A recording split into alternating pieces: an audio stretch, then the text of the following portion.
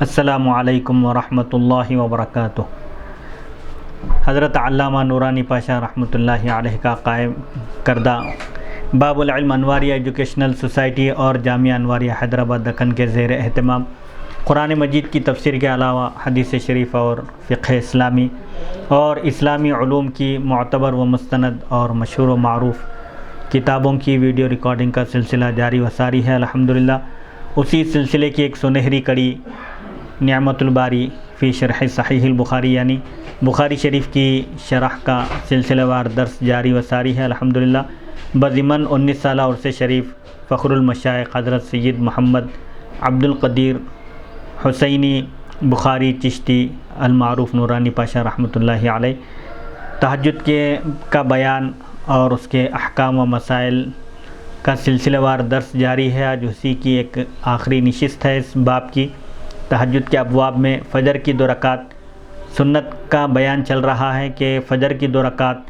سنت مؤکدہ میں قرات کی مقدار کیا ہے اور کون سی صورتیں پڑھنا مسنون ہیں، حضور اکرم صلی اللہ علیہ وسلم کا اس سلسلے میں کیا معمول مبارک تھا، اسی کی آج یہ آخری نشست ہوگی۔ باب ہے یہ فجر کی 2 رکعت سنت میں کتنی قرات کی جائے۔ حدیث نمبر 1171 حدثنا محمد بن بشار قال حدثنا غندر محمد بن جعفر قال حدثنا شعبۃ محمد بن عبد الرحمن عن عمته عمرة عن عائشة رضی اللہ تعالی عنہا قالت كان النبي صلی اللہ علیہ وسلم وحدثنا احمد بن يونس قال حدثنا قال زهير قال حدثنا يحيى هو ابن سعيد عن محمد بن عبد الرحمن عن عمرة عن عائشة رضی اللہ تعالی عنہا قالت كان النبي صلی اللہ علیہ وسلم يخفف الركعتين اللتين قبل صلاة الصبح حتى انی لاقول هل قرأ بأم الکتاب۔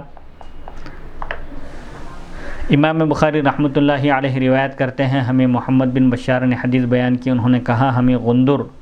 محمد بن جعفر نے حدیث بیان کی، انہوں نے کہا ہمیں شعبہ نے حدیث بیان کی محمد بن عبد الرحمن سے، وہ اپنی پھوپھی عمرہ رضی اللہ عنہا سے روایت کرتے ہیں، انہوں نے حضرت عائشہ صدیقہ رضی اللہ عنہا سے روایت کیا۔ بیان کرتی ہیں ایک تحویل سند، ایک دوسری سند بھی درمیان میں جب آتی ہے تو لکھتے ہیں، یہ طریقہ ہے، اور ایک سند سے، اور ہمیں احمد بن یونس نے حدیث بیان کی، انہوں نے کہا ہمیں زہیر نے حدیث بیان کی، انہوں نے کہا ہمیں یحییٰ نے حدیث بیان کی، اور وہ ابن سعید یعنی یحییٰ بن سعید القطان ہیں، مشہور جارحین مشہور جرح و تعدیل کے ائمہ میں سے ایک ہیں۔ انہوں نے محمد بن عبد الرحمن سے روایت کی، انہوں نے عمرہ سے، انہوں نے حضرت عائشہ صدیقہ رضی اللہ عنہا سے روایت کیا۔ بیان کرتی ہیں کہ نبی کریم صلی اللہ علیہ وسلم فجر کی نماز سے پہلے تخفیف کے ساتھ یعنی مختصر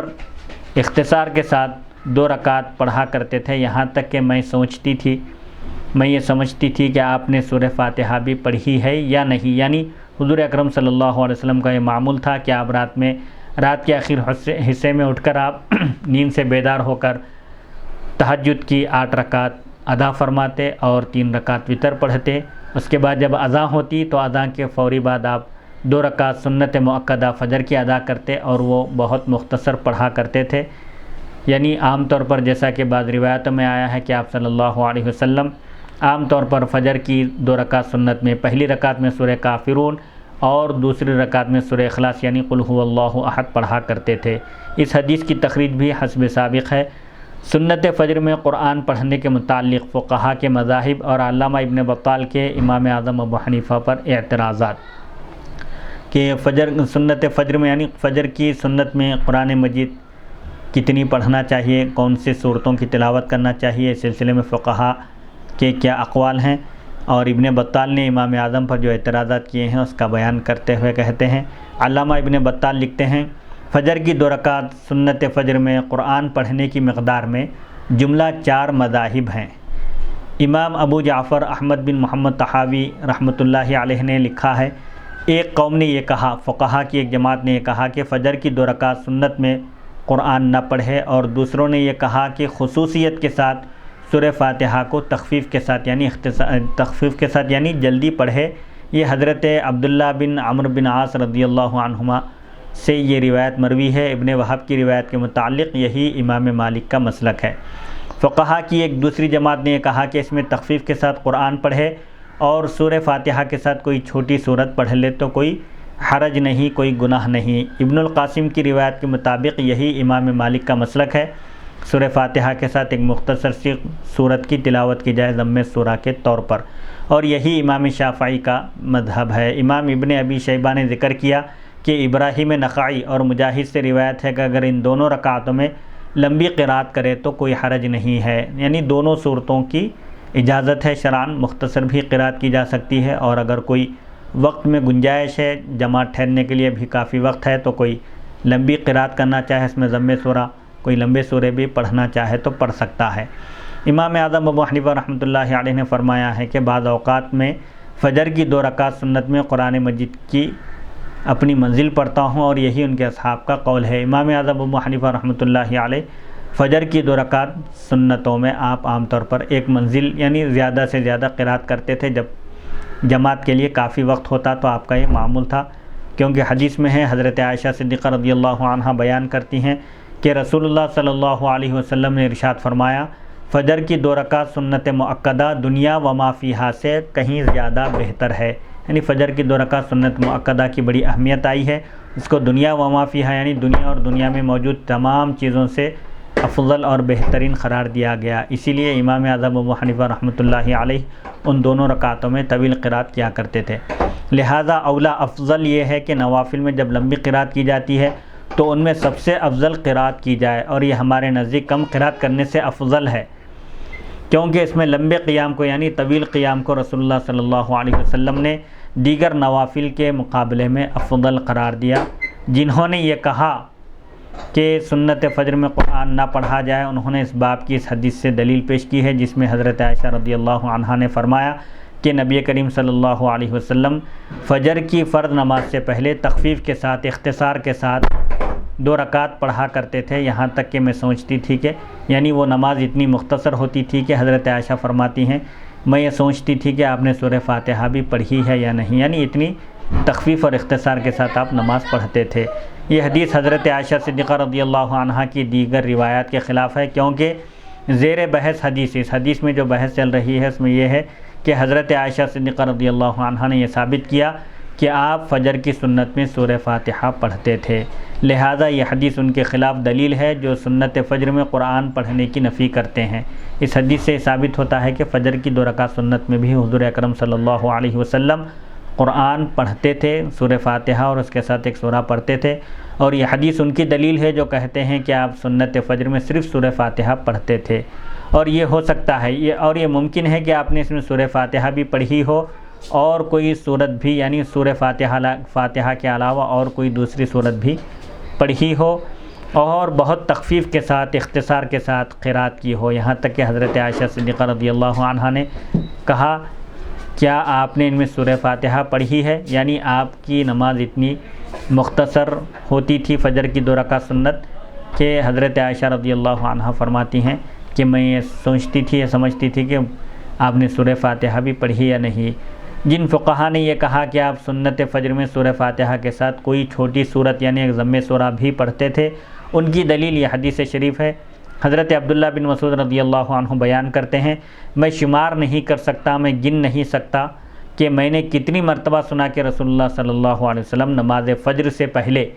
فجر کی فرض سے پہلے 2 رکعت سنت فجر میں اور مغرب کے بعد والی 2 رکعت سنت میں سورہ کافرون یعنی قل یا ایھا الکافرون پہلی رکعت میں اور دوسری رکعت میں قل ھو اللہ احد پڑھا کرتے تھے۔ میں گن نہیں سکتا، کاؤنٹ نہیں کر سکتا، اتنے مرتبہ میں نے رسول اللہ صلی اللہ علیہ وسلم سے ان 2 صورتوں کی، ان دونوں نمازوں کی سنتوں میں نے تلاوت سنی ہے۔ اس حدیث کی طرح سنت فجر میں حضرت عائشہ صدیقہ رضی اللہ عنہا سے بھی مروی ہے اور سعید بن جبیر اور ابن سیرین اور دیگر فقہاء تابعین سے بھی مروی ہے۔ علامہ ابن بطال لکھتے ہیں یہ آثار یعنی یہ صحابہ کے اقوال امام اعظم ابو حنیفہ اور ان فقہاء کے خلاف دلیل ہیں جو سنت فجر میں لمبی قرات کو جائز کہتے ہیں، کیونکہ نبی کریم صلی اللہ علیہ وسلم سے ان آثار کے خلاف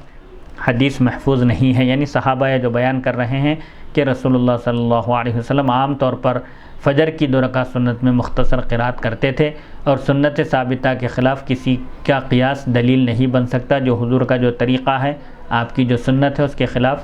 قیاس یا رائے کو اختیار نہیں کیا جائے گا۔ اور ابن سیرین کے سامنے ابراہیم نخعی کا یہ قول ذکر کیا گیا کہ سنت فجر میں لمبی قرات میں کوئی حرج نہیں ہے۔ جب ابن سیرین کے سامنے ذکر کیا گیا تو انہوں نے کہا میں نہیں جانتا یہ کیا ہے،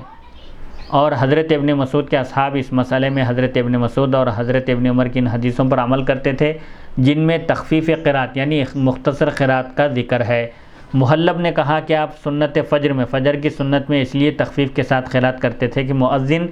آپ کے پاس اقامت بولنے کے لیے آتے تھے، یعنی حضور اکرم صلی اللہ علیہ وسلم کے فجر کی 2 رکعت سنت مختصر پڑھنے کی وجہ بیان کرتے ہوئے کہتے ہیں کہ جب جماعت کا وقت ہو جاتا تو اس وقت مؤذن آپ سے اجازت لینے کے لیے حاضر ہوتے اقامت کی، اسی لیے آپ صلی اللہ علیہ وسلم 2 رکعت مختصر ادا کر کے ان کو اقامت کہنے کی اجازت مرحمت فرماتے۔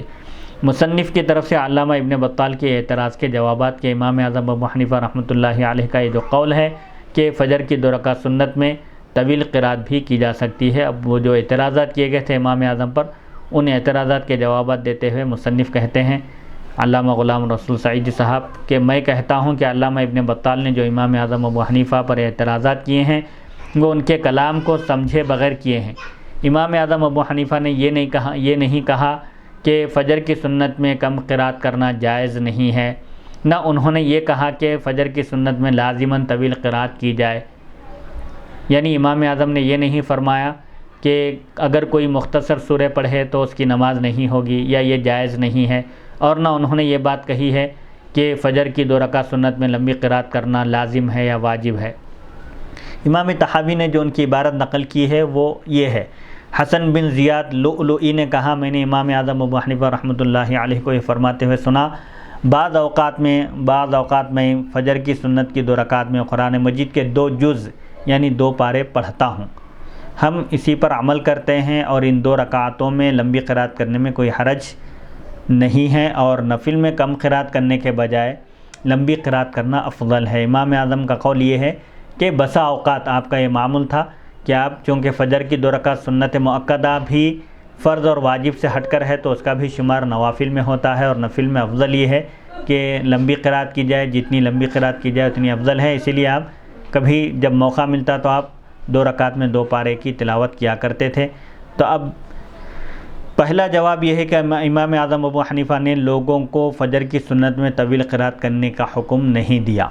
انہوں نے صرف اپنا عمل بیان کیا کہ وہ اس میں قرآن مجید کے 2 جز 2 پارے پڑھتے ہیں، اور حدیث میں ہے حضرت ابو ہریرہ رضی اللہ عنہ بیان کرتے ہیں کہ رسول اللہ صلی اللہ علیہ وسلم نے ارشاد فرمایا جب تم میں سے کوئی شخص لوگوں کو نماز پڑھائے، امامت کرے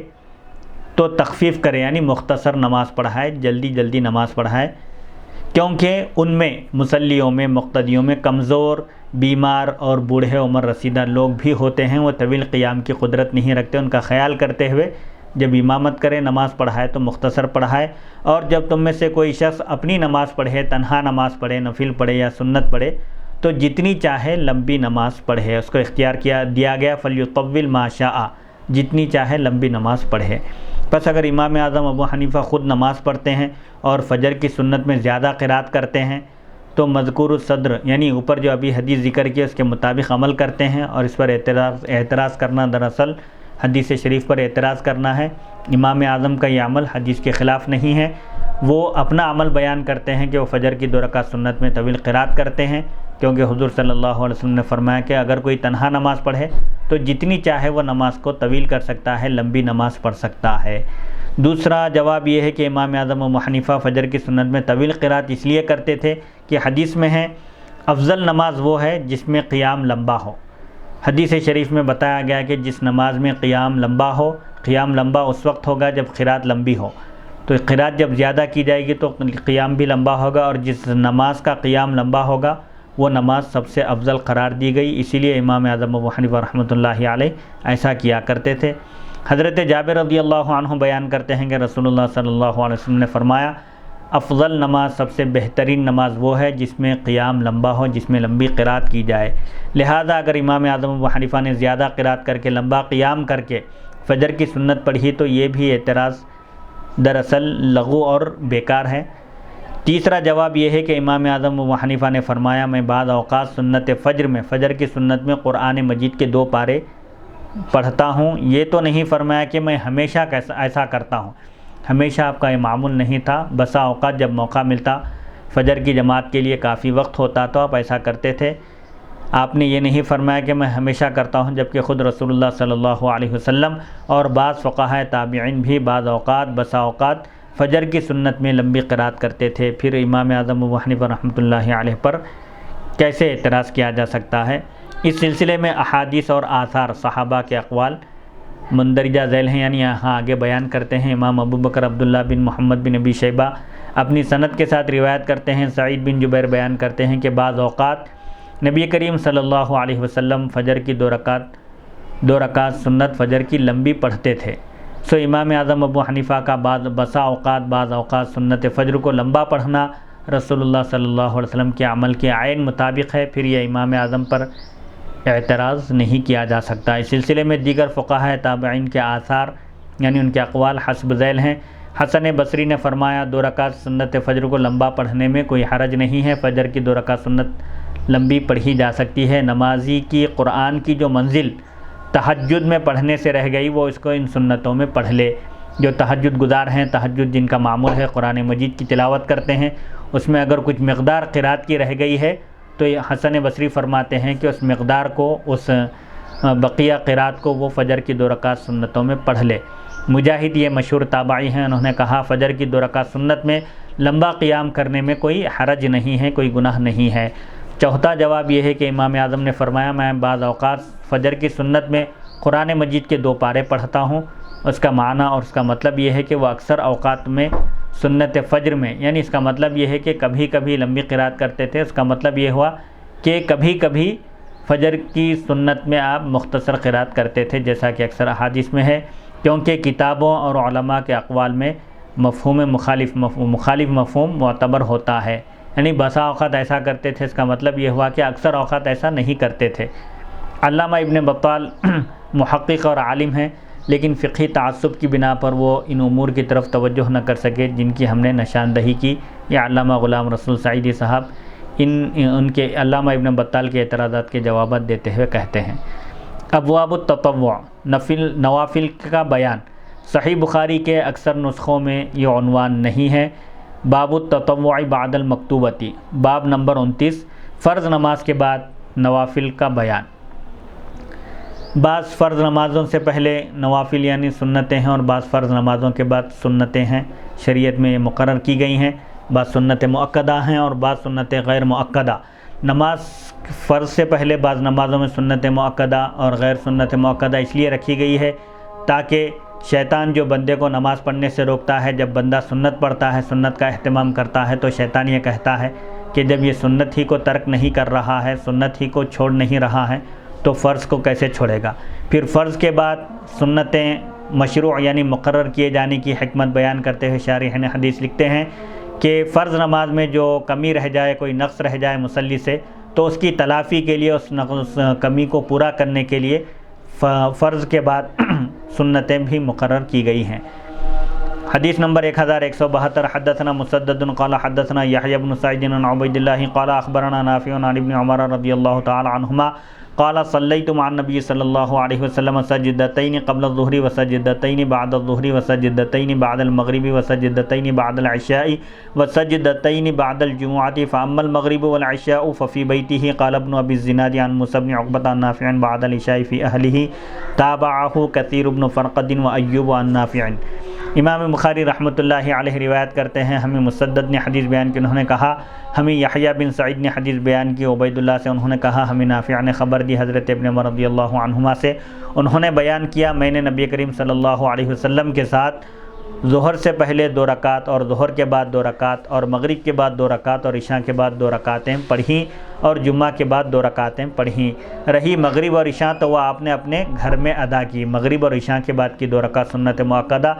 آپ نے اپنے دولت خانے پر ادا کی. ابن ابی زناد نے کہا موسیٰ بن عقبہ سے، انہوں نے نافع سے آپ نے عشاء کے بعد اپنے اہل میں یعنی اپنے گھر میں عشاء کے بعد کی سنتیں آپ نے ادا فرمائی. موسیٰ بن عقبہ کی کثیر بن فرقد اور ایوب نے مطابعت کی ہے نافع سے، یعنی انہوں نے بھی اسی طرح روایت کی. اس حدیث کی تشریح صحیح بخاری حدیث نمبر 937 میں گزر چکی. ایک حدیث میں ہے دن رات میں جملہ 12 رکعت سنت مؤکدہ ہے، جو اس کا اہتمام کرے گا اس کے لیے بڑی فضیلت اور ثواب کی احادیث شریفہ آئی ہیں. کہ اس کے لیے بڑا اجر و ثواب ہے۔ وہ 12 رکعت سنت مؤکدہ ہے، فجر کی 2 رکعت فرض سے پہلے 2 رکعت سنت مؤکدہ، اور ظہر کی فرض سے پہلے 4 رکعت سنت مؤکدہ، اور ظہر کی فرض کے بعد 2 رکعت سنت مؤکدہ، جملہ 8 رکعت یہ سنت مؤکدہ ہو گیا، اور مغرب کی فرض کے بعد 2 رکعت سنت مؤکدہ، جملہ 10، اور عشاء کی فرض کے بعد 2 رکعت سنت مؤکدہ، جملہ 12 رکعت دن رات میں یہ سنت مؤکدہ ہے۔ یہ چھوڑنے پر، بلا عذر چھوڑنے پر گناہ ہوگا، اس کا اہتمام کرنا چاہیے۔ البتہ جمعہ کے دن جمعہ کی نماز میں جملہ 10 رکعت سنت مؤکدہ ہے، 4 رکعت فرض سے پہلے سنت مؤکدہ ہے، پھر فرض کے بعد 4 رکعت سنت مؤکدہ ہے، پھر ان 4 رکعتوں کے بعد 2 رکعت سنت مؤکدہ ہے۔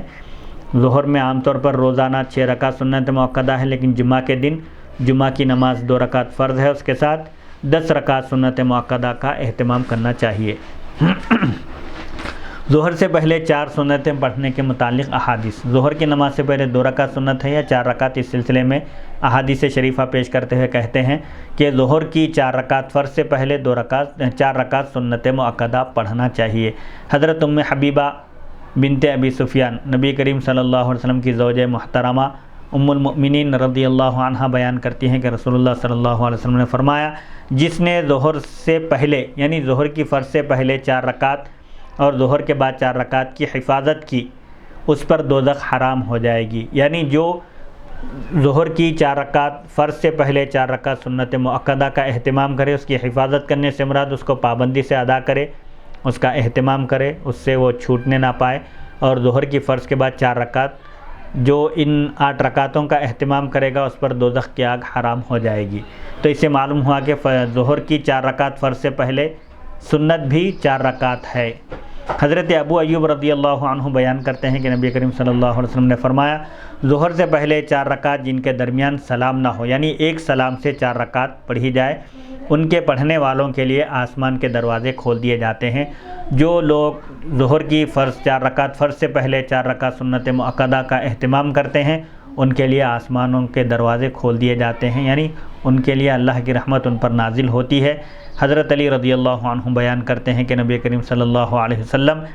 ظہر سے پہلے یعنی ظہر کی 4 رکعت فرض سے پہلے 4 رکعت سنت مؤکدہ پڑھتے تھے، اور ظہر کی فرض کے بعد 2 رکعت سنت مؤکدہ پڑھتے تھے۔ حضرت عائشہ رضی اللہ عنہ بیان کرتی ہیں کہ جب نبی کریم صلی اللہ علیہ وسلم ظہر سے پہلے 4 سنتیں نہ پڑھتے تو ان کو ظہر کے بعد پڑھتے، یعنی 4 رکعت سنت مؤکدہ ظہر کی فرض سے پہلے اگر آپ نہ پڑھ سکتے، موقع نہ ملتا، تو آپ ان کو ظہر کی 4 رکعت فرض کے بعد 2 رکعت سنت ادا کرتے، اس کے بعد پھر 4 رکعت سنتوں کی آپ قضا فرماتے ہیں، یعنی ان 4 رکعت سنتوں کو جو ظہر کی فرض سے پہلے چھوٹ گئی ہیں ان کا بھی آپ اہتمام فرماتے۔ اسی لیے فقہا نے قاعدہ بتلایا کہ ظہر کی 4 رکعت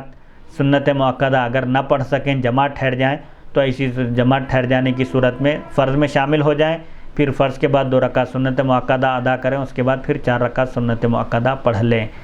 عصر سے پہلے 4 سنتیں پڑھنے کے متعلق احادیث شریفہ۔ عصر کی نماز سے پہلے یعنی عصر کی 4 رکعت فرض سے پہلے 4 رکعت سنتیں غیر مؤکدہ ہیں، لیکن اگر موقع ملے، وقت رہا، اس کا بھی اہتمام کرنا چاہیے، کیونکہ کسی بھی سنت اور نفل کو معمولی نہیں سمجھنا چاہیے۔ حضرت ابن عمر رضی اللہ عنہما بیان کرتے ہیں کہ نبی کریم صلی اللہ علیہ وسلم نے فرمایا، اللہ اس شخص پر رحم کرے جس نے عصر سے پہلے 4 رکعت نماز ادا کی، یعنی جو عصر کی 4 رکعت فرض سے پہلے 4 رکعت سنت غیر مؤکدہ ادا کرے، حضور صلی اللہ علیہ وسلم نے اس کے حق میں دعا فرمائی کہ اللہ تعالیٰ اس پر رحم کرے۔ حدیث نمبر 1173، وحدثتنی اختی حفصۃ ان نبی صلی اللہ علیہ وسلم کان یصلی سجدتین خفیفتین بعد ما یطلع الفجر وکانت ساعۃ لا ادخل علی النبی صلی اللہ علیہ وسلم فیہا تابعہ کثیر بن فرقۃ وایوب عن نافع وقال ابن ابی الزناد عن موسیٰ بن عقبۃ عن نافع بعد العشاء فی اہلہ۔ حضرت ابن عمر رضی اللہ عنہما نے کہا، اور مجھے میری بہن حفصہ ام المؤمنین رضی اللہ عنہا نے حدیث بیان کی کہ نبی کریم صلی اللہ علیہ وسلم فجر کے طلوع ہونے کے بعد 2 خفیف رکعت پڑھتے تھے، 2 رکعت مختصر پڑھا کرتے تھے، اور اس وقت میں نبی کریم صلی اللہ علیہ وسلم کے پاس داخل نہیں ہوتی تھی۔ عبید اللہ کی متابعت کثیر بن فرقد اور ایوب نے کی ہے نافع سے، اور ابن ابی الزناد نے کہا موسیٰ بن عقبہ سے، انہوں نے نافع سے روایت کی، عشاء کے بعد آپ 2 رکعت نماز اپنے اہل میں یعنی اپنے گھر میں ادا فرماتے تھے، 4 رکعت فرض مسجد میں آپ نماز پڑھاتے، اور سنتوں کا اہتمام عام طور پر آپ عشاء کی جو 2 رکعت سنت ہوتی ہے اس کو گھر میں جا کر آپ ادا کرتے تھے۔ اس حدیث کی تشریح صحیح بخاری حدیث نمبر 618 میں گزر چکی۔ باب نمبر 30، باب من لم یتطوع بعد المکتوبۃ، یہ بیان ہے جس نے فرض نماز کے بعد نفل نہیں پڑھی۔ حدیث نمبر 1174، حدثنا علی بن عبداللہ قال حدثنا سفیان بن عمرو قال سمعت ابا الشعثاء جابرا قال سمعت ابن عباس رضی اللہ تعالی عنہما قال صلیت مع رسول اللہ صلی اللہ علیہ وسلم 8 جميعا و7 جميعا قلت یا ابا الشعثاء اظنه اخر الظهر وعجل العصر وعجل العشاء واخر المغرب قال وانا اظنه۔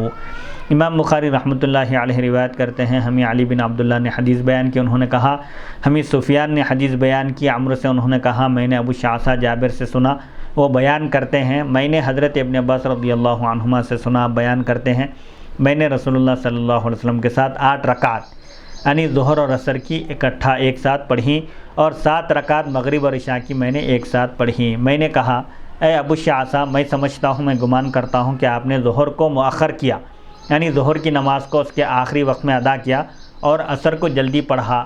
یعنی ظہر کے آخری وقت میں آپ نے ظہر کی 4 رکعت فرض ادا کی، پھر جیسے ہی عصر کی نماز کا وقت شروع ہوا پھر آپ نے عصر کی نماز کو اس کے اول وقت میں ادا کیا۔ اس طرح 8 رکعت ایک ساتھ آپ نے پڑھی، اور عشاء کو جلدی پڑھا، اور مغرب کو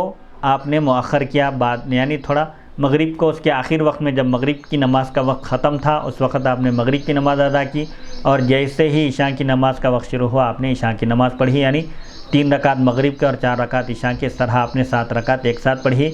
تو انہوں نے کہا، جب یہ راوی نے جب پوچھا تو انہوں نے کہا میں بھی یہی گمان کرتا ہوں، 8 رکعت ایک ساتھ اور 7 رکعت ایک ساتھ پڑھنے کا مطلب یہ ہے کہ ظہر اور عصر کی دو نمازوں کو ملا کر ایک ساتھ پڑھا، 4 رکعت، ظہر کی نماز کو اس کے آخری وقت میں پڑھا، اور اس کے فوری بعد عصر کی نماز کا وقت شروع ہوتے ہی عصر کی 4 رکعت آپ نے پڑھی، پھر مغرب کی نماز کو مغرب کے وقت کے ختم پر انتہائی وقت پر پڑھا، پھر جیسے ہی عشاء کی نماز کا وقت شروع ہوا آپ نے عشاء کی اول وقت اس کی نماز ادا کی۔ جیسا کہ اس سلسلے میں بحث گزر چکی ہے کہ جمع حقیقی معنی میں ایک وقت میں 2 نمازیں پڑھنا احناف کے بعد سوائے عرفات اور مزدلفہ کے کہیں بھی درست نہیں ہے، چاہے بارش ہو یا آندھی آئے یا کوئی بھی عذر ہو، کیونکہ نمازوں کا ایک وقت مقرر ہے، اور جس نماز کو اس کا وقت آنے سے پہلے اگر کوئی ادا کرے تو اس کی نماز نہیں ہوگی۔ احناف کے بعد جمع حقیقی یعنی حقیقی معنی میں عرفات میں ظہر کی نماز کے وقت میں عصر کی نماز پڑھی جاتی ہے، یہ صرف حجاج کے لیے ہے، ظہر کے وقت میں عصر کی نماز پڑھنا یہ جمع حقیقی ہے، اور مزدلفہ میں مغرب کی نماز کے وقت پر نہ پڑھ کر عشاء کی نماز کے وقت اس کو ادا کرنا، قضا نہیں بلکہ ادا کرنا، پھر اس کے بعد عشاء کی نماز پڑھنا عشاء کے وقت میں، یہ جمع حقیقی ہے، جمع تاخیر ہے۔ مغرب کی نماز کا وقت ختم ہونے کے بعد عشاء کے وقت میں مغرب کی نماز ادا کی جاتی ہے، اور فوراً اس کے ساتھ ہی عشاء کی نماز ادا کی جاتی ہے۔ یہ جمع حقیقی صرف عرفات اور مزدلفہ میں ہے۔ ایک جمع تقدیم ہے، یعنی عصر کی نماز کا وقت ہونے سے پہلے ظہر کی نماز کے وقت میں عصر کی نماز پڑھ لینا، یہ جمع تقدیم ہے، اور مغرب کی نماز کا وقت ختم ہونے کے بعد عشاء کی نماز کے وقت میں مغرب کو جماعت کے ساتھ ادا پڑھنا، اور اس کے بعد عشاء کی نماز پڑھنا، مغرب کی نماز کو مؤخر کر کے عشاء کی نماز کے وقت میں پڑھنا، اس کے ساتھ ہی عشاء کی نماز ادا کرنا، یہ جمع تاخیر ہے۔ یہ احناف کے بعد صرف عرفات اور مزدلفہ میں ہے حاجیوں کے لیے، اس کے علاوہ کہیں بھی ایک وقت میں 2 نمازیں نہیں پڑھی جا سکتی۔ البتہ جن احادیث میں ذکر آیا ہے کہ ایک وقت میں 2 نمازیں ادا کی، وہاں پر مراد یہ ہے کہ وہ حقیقی معنی میں جمع نہیں ہے، صورتاً جمع تھی، وہ اس طور پر کہ دیکھنے والے یہ سمجھے ظہر کی نماز کو آخری وقت میں پڑھا گیا، پھر اس کے ساتھ ہی عصر کی نماز پڑھی گئی وقت شروع ہوتے ہی، تو دیکھنے والے یہ گمان کیے یہ سمجھے کہ عصر کی نماز کے وقت میں یا ظہر کی نماز کے وقت میں 2 نمازیں ادا کی گئی۔ باب نمبر 31، باب صلاۃ الضحیٰ فی السفر، سفر میں چاش کی نماز کا بیان۔ جب دن کے اول وقت میں سورج چوتھائی آسمان تک بلند ہو جائے، یعنی تھوڑا اچھی طرح نکل کر بلند ہو جائے سورج 9:30 10 بجے کے بعد چوتھائی آسمان تک بلند ہو جائے، تو اس وقت کو اور اس کے بعد کے وقت کو چاشت کا وقت کہا جاتا ہے۔ موسم کے لحاظ سے اس وقت میں تبدیلی ہوتی ہے۔ بہرحال حالت سفر میں چاشت کی نماز کا حکم بیان کرتے ہوئے کہتے ہیں، حدیث نمبر 1175، حدثنا مسدد قال حدثنا یحییٰ عن شعبۃ عن توبۃ عن مؤرق قال قلت لابن عمر رضی اللہ تعالی عنہما اتصلی الضحى قال لا قلت فعمر قال لا قلت فابو بکر قال لا قلت فالنبی صلی اللہ علیہ وسلم قال لا اخالہ۔ امام بخاری رحمۃ اللہ علیہ روایت کرتے ہیں، ہمیں مسدد نے حدیث بیان کی، انہوں نے کہا ہمیں یحییٰ نے حدیث بیان کی شعبہ سے، وہ توبہ سے، اور انہوں نے مؤرق سے روایت کی، انہوں نے بیان کیا کہ میں نے حضرت ابن عمر رضی اللہ عنہما سے دریافت کیا، پوچھا کیا آپ چاش کی نماز پڑھتے ہیں؟ تو آپ نے فرمایا نہیں۔ میں نے پوچھا کیا حضرت عمر پڑھا کرتے تھے؟ تو انہوں نے کہا نہیں۔ میں نے پوچھا کیا حضرت ابوبکر پڑھتے تھے؟ انہوں نے کہا نہیں۔ میں نے پوچھا کیا نبی کریم صلی اللہ علیہ وسلم پڑھتے تھے؟ تو انہوں نے کہا میرے گمان میں نہیں، یعنی نبی کریم صلی اللہ علیہ وسلم بھی میرے گمان میں چاش کی نماز نہیں پڑھتے تھے۔ اس سلسلے میں بھی روایتیں گزر چکی ہیں کہ نبی کریم صلی اللہ علیہ وسلم چاش کی نماز پابندی سے پڑھتے تھے یا سفر میں آپ نے اس کو چھوڑنے کی اجازت دی ہے۔ اس سلسلے میں سیر حاصل بحث تفصیل گزر چکی ہے، حدیث نمبر 670 اور 1103 میں اس کی تفصیل گزر چکی ہے۔ حدیث نمبر 1176 حدثنا آدم قال حدثنا شعبۃ قال حدثنا عمرو بن مرۃ قال سمعت عبد الرحمن بن ابی لیلى یقول ما حدثنا احد انه راى النبي صلی اللہ علیہ وسلم يصلي الضحى غير ام هانئ فانها قالت ان النبي صلی اللہ علیہ وسلم دخل بيتها يوم فتح مكة فاغتسل وصلى 8 ركعات فلم ارى صلاة قط اخف منها غیر انه یتم الرکوع والسجود۔ امام بخاری رحمۃ اللہ علیہ روایت کرتے ہیں، ہمیں آدم نے حدیث بیان کی، انہوں نے کہا ہمیں شعبہ نے حدیث بیان کی، انہوں نے کہا ہمیں عمر بن مرہ نے حدیث بیان کی، انہوں نے کہا میں نے عبد الرحمن بن ابی لیلہ کو یہ فرماتے ہوئے سنا، ہمیں کسی نے یہ حدیث بیان نہیں کی کہ اس نے نبی کریم صلی اللہ علیہ وسلم کو چاش کی نماز پڑھتے ہوئے دیکھا ہے سوائے ام ہانی کے، ام ہانی بنت ابی طالب کے۔ انہوں نے فرمایا بے شک انہوں نے یہ کہا کہ نبی کریم صلی اللہ علیہ وسلم فتح مکہ کے دن سن 8 ہجری کو مکہ فتح ہوا، فتح مکہ کے دن آپ صلی اللہ علیہ وسلم ان کے گھر میں داخل ہوئے، ام ہانی کے گھر تشریف لائے، پس آپ نے غسل فرمایا اور 8 رکعت نماز پڑھی، پس میں نے اس سے زیادہ مختصر نماز کبھی نہیں دیکھی سوائے یہ کہ آپ رکوع اور سجدہ پورا کرتے تھے۔ حضرت ام ہانی بیان کرتی ہیں کہ فتح مکہ کے موقع پر حضور صلی اللہ علیہ وسلم آپ کے گھر تشریف لائے، آپ نے غسل فرمایا اور چاش کی نماز کا وقت تھا، آپ نے مختصر 8 رکعت نماز ادا کی، البتہ رکوع اور سجدہ پورا کرتے تھے، یعنی تعدیل ارکان کے ساتھ آپ رکوع اور سجدہ ادا کرتے تھے، البتہ قرات آپ نے مختصر فرمائی اور نہایت مختصر نماز ادا کی۔ اس حدیث کی تشریح صحیح بخاری حدیث نمبر 670 اور حدیث نمبر 1103 میں گزر چکی۔ چاش کی نماز کی رکعات کے متعلق مختلف احادیث اور آثار، یعنی صحابہ کے اقوال۔ علامہ ابن بطال لکھتے ہیں چاش کی نماز کے متعلق مختلف اقوال مروی ہیں، یعنی مختلف اقوال آئے ہیں۔ حضرت ام ہانی رضی اللہ عنہا نے 8 رکعت چاش کی نماز کی روایت کی۔ ثمامہ نے کہا حضرت انس بن مالک رضی اللہ عنہ بیان کرتے ہیں کہ نبی کریم صلی اللہ علیہ وسلم نے ارشاد فرمایا جس نے چاش کی 12 رکعات پڑھی اللہ تعالیٰ اس کے لیے جنت میں سونے کا محل بنا دے گا۔ ایک روایت 8 رکعت کی ہے اور یہ دوسری روایت ہے جس میں 12 رکعت کا ذکر ہے۔ حمید جو امام بخاری کے استاد ہیں انہوں نے کہا حضرت انس سے روایت کی انہوں نے کہ رسول اللہ صلی اللہ علیہ وسلم چاش کی 6 رکعت پڑھا کرتے تھے۔ حضرت علی رضی اللہ عنہ نے روایت کی کہ رسول اللہ صلی اللہ علیہ وسلم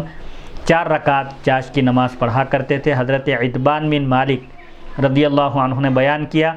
کہ نبی کریم صلی اللہ علیہ وسلم نے ان کے گھر میں چاش کی 2 رکعت نماز پڑھی۔ اس طرح سے 2 رکعت کی ایک روایت ہو گئی، 4 رکعت کی، 6 رکعت کی، 8 اور 12 رکعت کی روایت۔ بہرحال یہ مختلف اقوال ہیں۔ حضرت ابو ہریرہ رضی اللہ عنہ نے بیان کیا کہ رسول اللہ صلی اللہ علیہ وسلم نے ان کو چاش کی 2 رکعت نماز پڑھنے کی تاکید کی اور فرمایا جس نے ان کی حفاظت کی، یعنی پابندی کے ساتھ چاش کی 2 رکعت نماز ادا کی، اس کے گناہ بخش دیے جاتے ہیں اگرچہ کہ وہ سمندر کی جھاگ کے برابر ہی کیوں نہ ہو، یعنی بے شمار گناہ بھی ہوں تو اگر کوئی شخص چاش کی 2 رکعت نماز کا اہتمام کرے، فرائض کے علاوہ اس نماز کا بھی اہتمام کرے تو اللہ تعالیٰ اپنے فضل و کرم سے اس کے بے شمار گناہ بھی بخش دے گا۔ جہاں بھی احادیث شریفہ میں گناہوں کی بخشش کا ذکر آتا ہے اس سے مراد وہاں گناہ صغیرہ ہیں، گناہ کبیرہ کے لیے توبہ کرنا شرط ہے، اور اگر گناہ کبیرہ کا تعلق اگر حقوق العباد سے ہو، بندوں سے ہو، مثال کے طور پر کسی کی غیبت کی یا کسی کی جائیداد پر ناجائز قبضہ کیا یا کسی کو تکلیف پہنچایا یا کسی کو نقصان پہنچایا تو اس نقصان کی پابجائی بھی کرنا ضروری ہے۔ آثار مختلفہ میں تطبیق، یعنی چاشت کی نماز کی رکعتوں کی تعداد میں یہ جو مختلف احادیث شریفہ آئی ہیں یا صحابہ کے مختلف اقوال ہیں، ان میں تطبیق کی صورت کیا ہو سکتی ہے؟ یعنی یہ جو دو روایت 2 رکعت اور 4 رکعت، 6 رکعت اور 8 رکعت اور 12 رکعت کا ذکر ہے، امام طبری نے کہا کہ ان میں سے کوئی حدیث دوسری حدیث کے خلاف نہیں ہے، کیونکہ ہو سکتا ہے کہ جس نے 4 رکعت کی روایت کی ہے اس صحابی نے آپ کو 4 رکعت ہی پڑھتے ہوئے دیکھا ہو، اور دوسرے نے آپ کو 2 رکعت پڑھتے دیکھا ہو، اور کسی نے آپ کو 8 رکعت پڑھتے ہوئے دیکھا ہو، اور کسی نے آپ کو 6 رکعت پڑھتے ہوئے دیکھا ہو، اور کسی نے آپ کو 2 رکعت چاشت کی نماز ادا کرتے ہوئے دیکھا ہو، اور دوسرے نے آپ کو 10 رکعت پڑھتے ہوئے دیکھا ہو، اور کسی نے ممکن ہے کہ کسی صحابی نے آپ کو چاشت کی نماز 12 رکعت پڑھتے ہوئے بھی دیکھا ہو، لہذا جس نے آپ کو جتنی رکعتیں پڑھتے ہوئے دیکھا انہوں نے اتنی رکعتوں کی خبر دی۔ یہ تطبیق کی صورت بتائی گئی کہ جس صحابی نے آپ کو جتنی رکعتیں ادا کرتے ہوئے دیکھا چاشت کی نماز کی، انہوں نے اپنے بیان، اپنی رؤیت، اپنے مشاہدے کے مطابق بیان کیا۔ باب نمبر 32، باب من لم یصلی الضحیٰ ورآہ واسعا، جس نے چاشت کی نماز نہیں پڑھی اور اس میں گنجائش کا عقیدہ رکھا، یعنی چاشت کی نماز چونکہ نفل ہے، اگر کوئی پڑھ لے تو اس کے لیے اجر و ثواب ہے، اور اگر کوئی نہ پڑھے تو اس پر کوئی مواخذہ، اس پر کوئی گناہ نہیں ہوگا۔ حدیث نمبر 1177، حدثنا آدم قال حدثنا ابن ابی ذئب عن الزہری عن عروۃ عن عائشہ رضی اللہ تعالی عنہا قالت ما رأیت رسول اللہ صلی اللہ علیہ وسلم سبح سبحۃ الضحیٰ وانی لأسبحها۔ امام بخاری رحمۃ اللہ علیہ روایت کرتے ہیں، ہمیں آدم نے حدیث بیان کی، انہوں نے کہا ہمیں ابن ابی ذئب نے حدیث بیان کی زہری سے، انہوں نے عروہ سے، انہوں نے حضرت عائشہ رضی اللہ عنہا سے انہوں نے بیان کیا، میں نے رسول اللہ صلی اللہ علیہ وسلم کو چاشت کی نماز پڑھتے ہوئے نہیں دیکھا، اور بے شک میں اس کو پڑھتی ہوں۔ یہ حضرت عائشہ صدیقہ رضی اللہ عنہا کے اس بیان سے معلوم ہوتا ہے کہ چاشت کی نماز فرض یا واجب نہیں ہے، نفل ہے۔ حضرت عائشہ صدیقہ رضی اللہ عنہا کے نہ دیکھنے سے یہ لازم نہیں آتا کہ آپ صلی اللہ علیہ وسلم نے چاشت کی نماز نہ پڑھی ہو یا اس کا اہتمام نہ کیا ہو، جیسا کہ اس سلسلے میں بھی تفصیل اس حدیث کی تشریح بھی صحیح بخاری حدیث نمبر 1128 میں گزر چکی کہ حضور اکرم صلی اللہ علیہ وسلم عام طور پر چاشت کی نماز کے وقت باہر ہوتے تھے، صحابہ کو ارشاد اور تلقین کرتے ہوئے، یا دوسری ازواج مطہرات کے پاس ہوتے تھے آپ، اس لیے حضرت عائشہ صدیقہ رضی اللہ عنہا کے یہ بیان کرنے سے کہ آپ نے کبھی آپ کو چاشت کی نماز ادا کرتے ہوئے نہیں دیکھا، یہ لازم نہیں آتا کہ آپ نے چاشت کی نماز نہ پڑھی ہو۔ باب نمبر 33، باب صلاۃ الضحیٰ فی الحضر، چاشت کی نماز حضر میں، یعنی اگر کوئی اپنے وطن میں مقیم ہو، اپنی جگہ اگر اقامت کیا ہوا ہو، مقیم ہو، تو اس کو چاشت کی نماز اس کے لیے چاشت کی نماز کا کیا حکم ہے؟ قالہ عتبان بن مالک عن النبی صلی اللہ علیہ وسلم، اس کو حضرت عتبان بن مالک نے نبی کریم صلی اللہ علیہ وسلم سے روایت کیا۔ حضرت عتبان بن مالک رضی اللہ عنہ نے کہا کہ نبی کریم صلی اللہ علیہ وسلم نے ان کے گھر میں چاشت کی 2 رکعت نماز پڑھی۔ حدیث نمبر 1178، حدثنا مسلم بن ابراہیم قال اخبرنا شعبۃ قال حدثنا عباس الجریری هو ابن فروخ عن ابی عثمان النہدی عن ابی ہریرہ رضی اللہ تعالی عنہ قال اوصانی خلیلی بثلاث لا ادعهن حتى اموت، صوم 3 ایام من کل شہر وصلاۃ الضحیٰ ونوم علی وتر۔ امام بخاری رحمۃ اللہ علیہ روایت کرتے ہیں، ہمیں مسلم بن ابراہیم نے حدیث بیان کی، انہوں نے کہا ہمیں شعبہ نے خبر دی، انہوں نے کہا ہمیں عباس سے جریری نے خبر دی، اور وہ ابن فروخ ہیں، انہوں نے ابو عثمان نہدی سے روایت کی، انہوں نے حضرت ابو ہریرہ رضی اللہ عنہ سے روایت کی، انہوں نے بیان کیا کہ مجھے میرے خلیل یعنی حضور صلی اللہ علیہ وسلم نے 3 باتوں کی تاکید فرمائی جن کو میں نہیں چھوڑوں گا، میں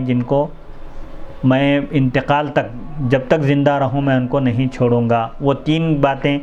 وہ 3 عمل جن کی آپ صلی اللہ علیہ وسلم نے تاکید فرمائی، وہ کیا تھے؟ ہر ماہ میں، ہر مہینے میں 3 دن کے روزے جن کو ایام 20 کہتے ہیں، یعنی ہر چاند کے مہینے کی 13، 14 اور 15 کو روزہ رکھنے کی آپ نے حضرت ابو ہریرہ رضی اللہ عنہ کو تاکید فرمائی، اور چاشت کی نماز کا اہتمام کرنے کی تاکید فرمائی، اور وطر پڑھ کر ادا کر کے سونے کی آپ نے تاکید فرمائی کہ وطر پڑھنے سے پہلے نہ سو، وطر بھی ادا کر لو، اس کے بعد آرام کرو۔ حدیث مذکور کے رجال، یعنی اس حدیث کی سند کے راوی ہیں، نمبر 1 مسلم بن ابراہیم ازدی، جو القصاب سے مشہور ہیں، نمبر 2 شعبۃ بن الحجاج، نمبر 3 عباس بن فروخ جریری، نمبر 4 ابو عثمان بن عبد الرحمن نہدی، نمبر 5 حضرت ابو ہریرہ رضی اللہ عنہ۔ اس حدیث کا عنوان ہے حضر میں چاشت کی نماز پڑھنا۔ اس پر یہ اعتراض ہے کہ حدیث میں سفر کا ذکر ہے نہ حضر کا ذکر ہے۔ اس کا جواب یہ ہے کہ یہ حدیث مطلق ہے اور سفر اور حضر دونوں کو شامل ہے۔ یعنی یہاں ایک اعتراض یہ کیا گیا کہ عنوان بنایا گیا حضر میں چاشت کی نماز پڑھنے کا، اور حدیث جو پیش کی جا رہی ہے اس میں نہ حضر کا ذکر ہے نہ سفر کا ذکر ہے۔ تو اس کا جواب یہ دیا گیا کہ یہ حدیث مطلق ہے، چاشت کی نماز کی اہمیت اور اس کی تاکید کو بتلاتی ہے، اور چاہے سفر میں ہوں یا حضر میں، سفر میں حسب موقع حسب سہولت چاشت کی نماز بھی پڑھنا چاہیے۔ خلیل کے معنی جو آئے ہیں اس حدیث شریف میں کہ حضرت ابو ہریرہ فرماتے ہیں اوصانی خلیلی، اس حدیث میں خلیل کا لفظ مذکور ہے، میرے خلیل نے مجھے تاکید فرمائی۔ اس سے حضرت ابو ہریرہ رضی اللہ عنہ کی مراد نبی کریم صلی اللہ علیہ وسلم کی ذات اقدس ہے، اور یہ اس کے خلاف نہیں ہے کہ نبی کریم صلی اللہ علیہ وسلم نے جو فرمایا اگر میں کسی کو خلیل بناتا تو ابو بکر صدیق کو خلیل بناتا، کیونکہ ممتنع یہ ہے، یعنی منع یہ ہے کہ نبی کریم صلی اللہ علیہ وسلم کسی کو خلیل بنائے، اور اگر کوئی نبی کریم صلی اللہ علیہ وسلم کو خلیل بنائے تو یہ منع نہیں ہے، کیونکہ خلیل کے معنی ہے ایسا خالص دوست جس کی محبت دل میں گھر کر جائے اور دل کے ہر خانے میں رچ اور بس جائے، اس ذات کو خلیل کہتے ہیں۔ حدیث سے مذکور میں وصیت کی حکمت، اس حدیث شریف میں حضور صلی اللہ علیہ وسلم نے حضرت ابو ہریرہ رضی اللہ عنہ کو جو تاکید فرمائی چاشت کی نماز کے اہتمام کی اور ایام 20 کے روزے رکھنے کی اور وتر کی نماز ادا کر کے سونے کی، اس کی حکمت کیا ہے؟ ہر مہینے کے 3 دن میں روزہ رکھنے کی وصیت فرمائی، اس میں یہ حکمت ہے تاکہ نفس کو روزہ رکھنے کی عادت ہو جائے، نفس کھانے پینے کو چھوڑنے کا عادی ہو جائے۔ اور چاشت کی نماز کی وصیت تاکید کیوں فرمائی؟ اس لیے کہ نفس کو نماز کا عادی بنایا جائے، اور یہ بھی ہو سکتا ہے کہ صبح کی نماز اور ظہر کی نماز میں کافی وقفہ ہوتا ہے، فجر اور ظہر کے درمیان کافی لمبا وقفہ ہے، تو درمیان میں بھی ایک نماز پڑھی جائے، اس لیے آپ نے چاشت کی نماز کی تاکید فرمائی۔ اور سونے سے پہلے وتر پڑھنے کی حکمت یہ ہے کہ اگر وتر کو تہجد کے ساتھ پڑھا جائے تو ہو سکتا ہے کہ تہجد کے وقت نیند سے بیدار نہ ہو، آنکھ نہ کھلے، اس لیے احتیاط کا تقاضا یہ ہے کہ وتر کو سونے سے پہلے پڑھ لیا جائے۔ اگر کسی کا معمول ہو تہجد کی نماز کے لیے اٹھنے کا تو ان کے لیے بہتر یہ ہے کہ وہ تہجد کی 8 رکعت ادا کرنے کے بعد 3 رکعت وتر ادا کرے۔ لیکن اگر کسی کو اٹھنے کا یقین نہ ہو، نیند لگ جائے اور خدشہ ہو اس بات کا کہ وہ نیند سے بیدار نہ ہو سکے، تو ایسے لوگوں کے لیے بہتر یہی ہے کہ وہ عشاء کی فرض اور اس کی 2 رکعت سنت مؤکدہ کے بعد 3 رکعت وتر بھی پڑھ لے، وتر پڑھ کر سو جائے، تاکہ اگر نیند لگنے کی صورت میں، غفلت ہو جانے کی صورت میں وتر نہ چھوٹنے پائے۔ حدیث نمبر 1179 حدثنا علی بن الجعد قال اخبرنا شعبۃ عن انس بن سیرین قال سمعت انس بن مالک الانصاری قال قال رجل من الانصار وكان ضخما للنبي صلی اللہ علیہ وسلم انی لا استطيع الصلاة معك فصنع للنبي صلی اللہ علیہ وسلم طعاما فدعاه الى بيته ونضح له طرف حصير بماء فصلى عليه ركعتين وقال فلان ابن فلان ابن جارود لانس رضی اللہ تعالی عنہ کان النبی صلی اللہ علیہ وسلم یصلی الضحى فقال ما رأيته صلى غیر ذلك اليوم۔ امام بخاری رحمۃ اللہ علیہ روایت کرتے ہیں ہمیں علی بن جعد نے حدیث بیان کی، انہوں نے کہا ہمیں شعبہ نے خبر دی انس بن سیرین سے، انہوں نے کہا میں نے حضرت انس بن مالک انصاری رضی اللہ عنہ سے سنا، انہوں نے کہا ایک انصاری کا جسم بھاری بھرکم تھا، وہ کافی موٹے تھے، انہوں نے نبی کریم صلی اللہ علیہ وسلم سے درخواست کی میں آپ کے ساتھ نماز نہیں پڑھ سکتا، بھاری بھرکم ہونے کی وجہ سے چلنے پھرنے کے میں لائق نہیں ہوں، میں آپ کے ساتھ نماز ادا نہیں کر سکتا۔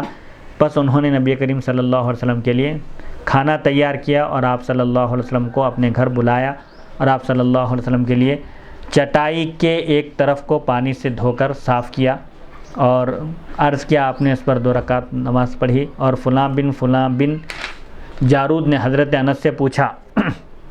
کیا نبی کریم صلی اللہ علیہ وسلم چاشت کی نماز ادا کرتے تھے؟ حضرت انس نے فرمایا میں نے اس دن کے علاوہ آپ کو چاشت کی نماز پڑھتے ہوئے نہیں دیکھا، یعنی چاشت کی نماز نفل ہے، اس کا جیسے فرائض اور واجبات کو ادا کرنا لازم ہے اس طرح اس نماز کو ادا کرنا لازم نہیں ہے، یہ نفل ہے، اس کو اگر کوئی چھوڑ بھی دے تو کوئی گناہ نہیں ہے۔ بہرحال حضور اکرم صلی اللہ علیہ وسلم حضرت انس جو فرماتے ہیں کہ میں نے اس دن کے علاوہ آپ کو چاشت کی نماز پڑھتے ہوئے نہیں دیکھا، یہ حضرت انس رضی اللہ عنہ کے مشاہدے کے مطابق ہیں۔ انہوں نے آپ صلی اللہ علیہ وسلم کو چاشت کی نماز اس دن کے علاوہ پڑھتے ہوئے نہیں دیکھا، جبکہ آپ صلی اللہ علیہ وسلم نے حضرت ابو ہریرہ رضی اللہ عنہ کو تاکید فرمائی تھی چاشت کی نماز ادا کرنے کی، اور آپ صلی اللہ علیہ وسلم چاشت کی نماز کے وقت پر عموماً آپ کبھی ازواج مطہرات کے پاس ہوتے تو کبھی دعوت و تبلیغ میں ہوتے، حسب موقع اس وقت کے لحاظ سے آپ جہاں موجود ہوتے آپ وہاں تہجد کی نماز ادا کرتے۔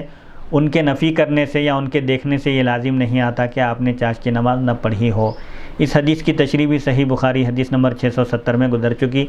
باب نمبر 34، باب الرکعتین قبل الظہر، ظہر سے پہلے 2 رکعت سنت پڑھنے کا بیان۔ حدیث نمبر 1180، حدثنا سلیمان بن حرب قال حدثنا حماد بن زید عن ایوب عن نافع عن ابن عمر رضی اللہ تعالی عنہما قال حفظت من النبی صلی اللہ علیہ وسلم 10 رکعات، رکعتین قبل الظہر ورکعتین بعدها ورکعتین بعد المغرب فی بیتہ ورکعتین بعد العشاء فی بیتہ ورکعتین قبل الصلاة الصبح كانت ساعة لا يدخل على النبی صلی اللہ علیہ وسلم فیہا۔ امام بخاری رحمۃ اللہ علیہ روایت کرتے ہیں، ہمیں سلیمان بن حرب نے حدیث بیان کی، انہوں نے کہا ہمیں حماد بن زید نے حدیث بیان کی، ایوب سے انہوں نے، نافع سے انہوں نے، حضرت ابن عمر رضی اللہ عنہما سے انہوں نے بیان کیا کہ میں نے نبی کریم صلی اللہ علیہ وسلم کی 10 رکعت محفوظ کر رکھی ہیں، یعنی آپ صلی اللہ علیہ وسلم کو میں نے پابندی کے ساتھ، اہتمام کے ساتھ 10 رکعت نماز پڑھتے ہوئے دیکھا، 2 رکعت ظہر سے پہلے، ظہر کی فرض سے پہلے، اور 2 رکعت ظہر کے بعد، ظہر کی فرض کے بعد، اور 2 رکعت مغرب کے بعد اپنے گھر میں، اور 2 رکعت عشاء کے بعد اپنے گھر میں، اور 2 رکعت فجر سے پہلے، فجر کی فرض سے پہلے، اور اس وقت میں کوئی نبی کریم صلی اللہ علیہ وسلم کے پاس نہیں جاتا تھا، یعنی آپ صلی اللہ علیہ وسلم ظہر سے پہلے 2 رکعت، لیکن اکثر روایتوں میں یہ ہے کہ حضور صلی اللہ علیہ وسلم ایک سلام سے ظہر کی فرض سے پہلے 4 رکعت سنت مؤکدہ پڑھتے تھے، جیسا کہ اس کی تشریح صحیح بخاری حدیث نمبر 937 میں گزر چکی۔ ظہر کی 4 رکعت فرض سے پہلے 4 رکعت سنت مؤکدہ، اور ظہر کی فرض کے بعد 2 رکعت سنت مؤکدہ، اور مغرب اور عشاء کے بعد جو 2 رکعت سنت مؤکدہ ہے، عام طور پر آپ صلی اللہ علیہ وسلم ان 2 رکعتوں کو گھر میں ادا فرماتے تھے۔ حدیث نمبر 1181، حدثتنی حفصۃ انہ کان اذا اذن المؤذن وطلع الفجر صلی رکعتین، حضرت ابن عمر نے کہا، مجھے حضرت حفصہ رضی اللہ عنہا نے بیان کیا، انہوں نے کہا جب مؤذن اذان دیتے اور فجر طلوع ہو جاتی، فجر کی نماز کا وقت ہو جاتا، اذان ہو جاتی، تو آپ صلی اللہ علیہ وسلم 2 رکعت نماز پڑھتے، یعنی فجر کی 2 رکعت سنت ادا کرتے تھے۔ اس حدیث کی تشریح صحیح بخاری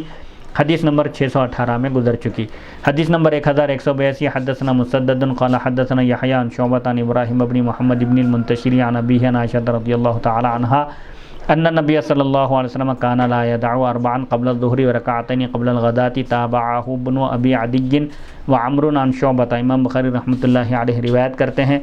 ہمیں مسدد نے حدیث بیان کی، انہوں نے کہا ہمیں یحییٰ نے حدیث بیان کی، شعبہ سے انہوں نے، ابراہیم بن محمد بن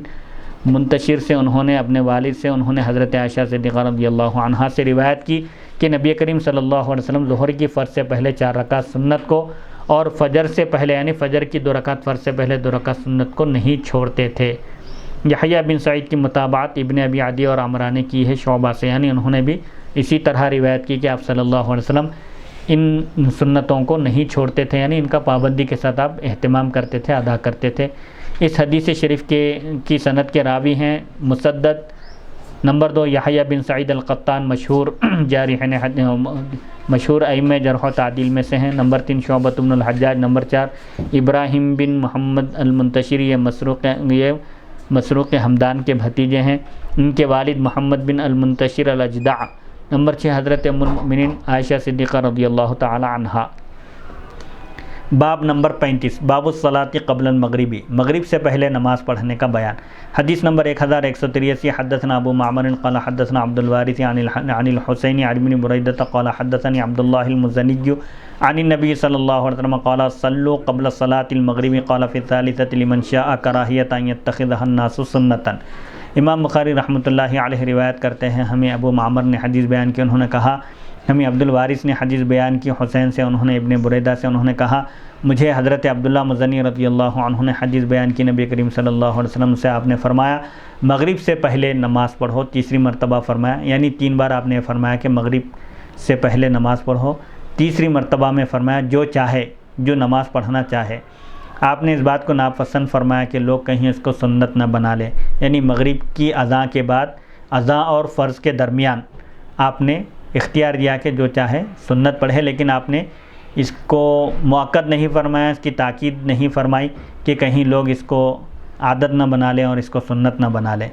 حدیث مذکور کے رجال، اس حدیث کی سند کے راوی ہیں: نمبر 1 ابو معمر عبداللہ بن عمرو بن ابی الحجاج المنقری، نمبر 2 عبدالوارث بن سعید، ان کی کنیت ابو عبیدہ ہے، نمبر 3 حسین بن ذکوان المعلم، نمبر 4 عبداللہ بن بریدہ، نمبر 5 حضرت عبداللہ بن مفضل رضی اللہ عنہ۔ حدیث نمبر 1184۔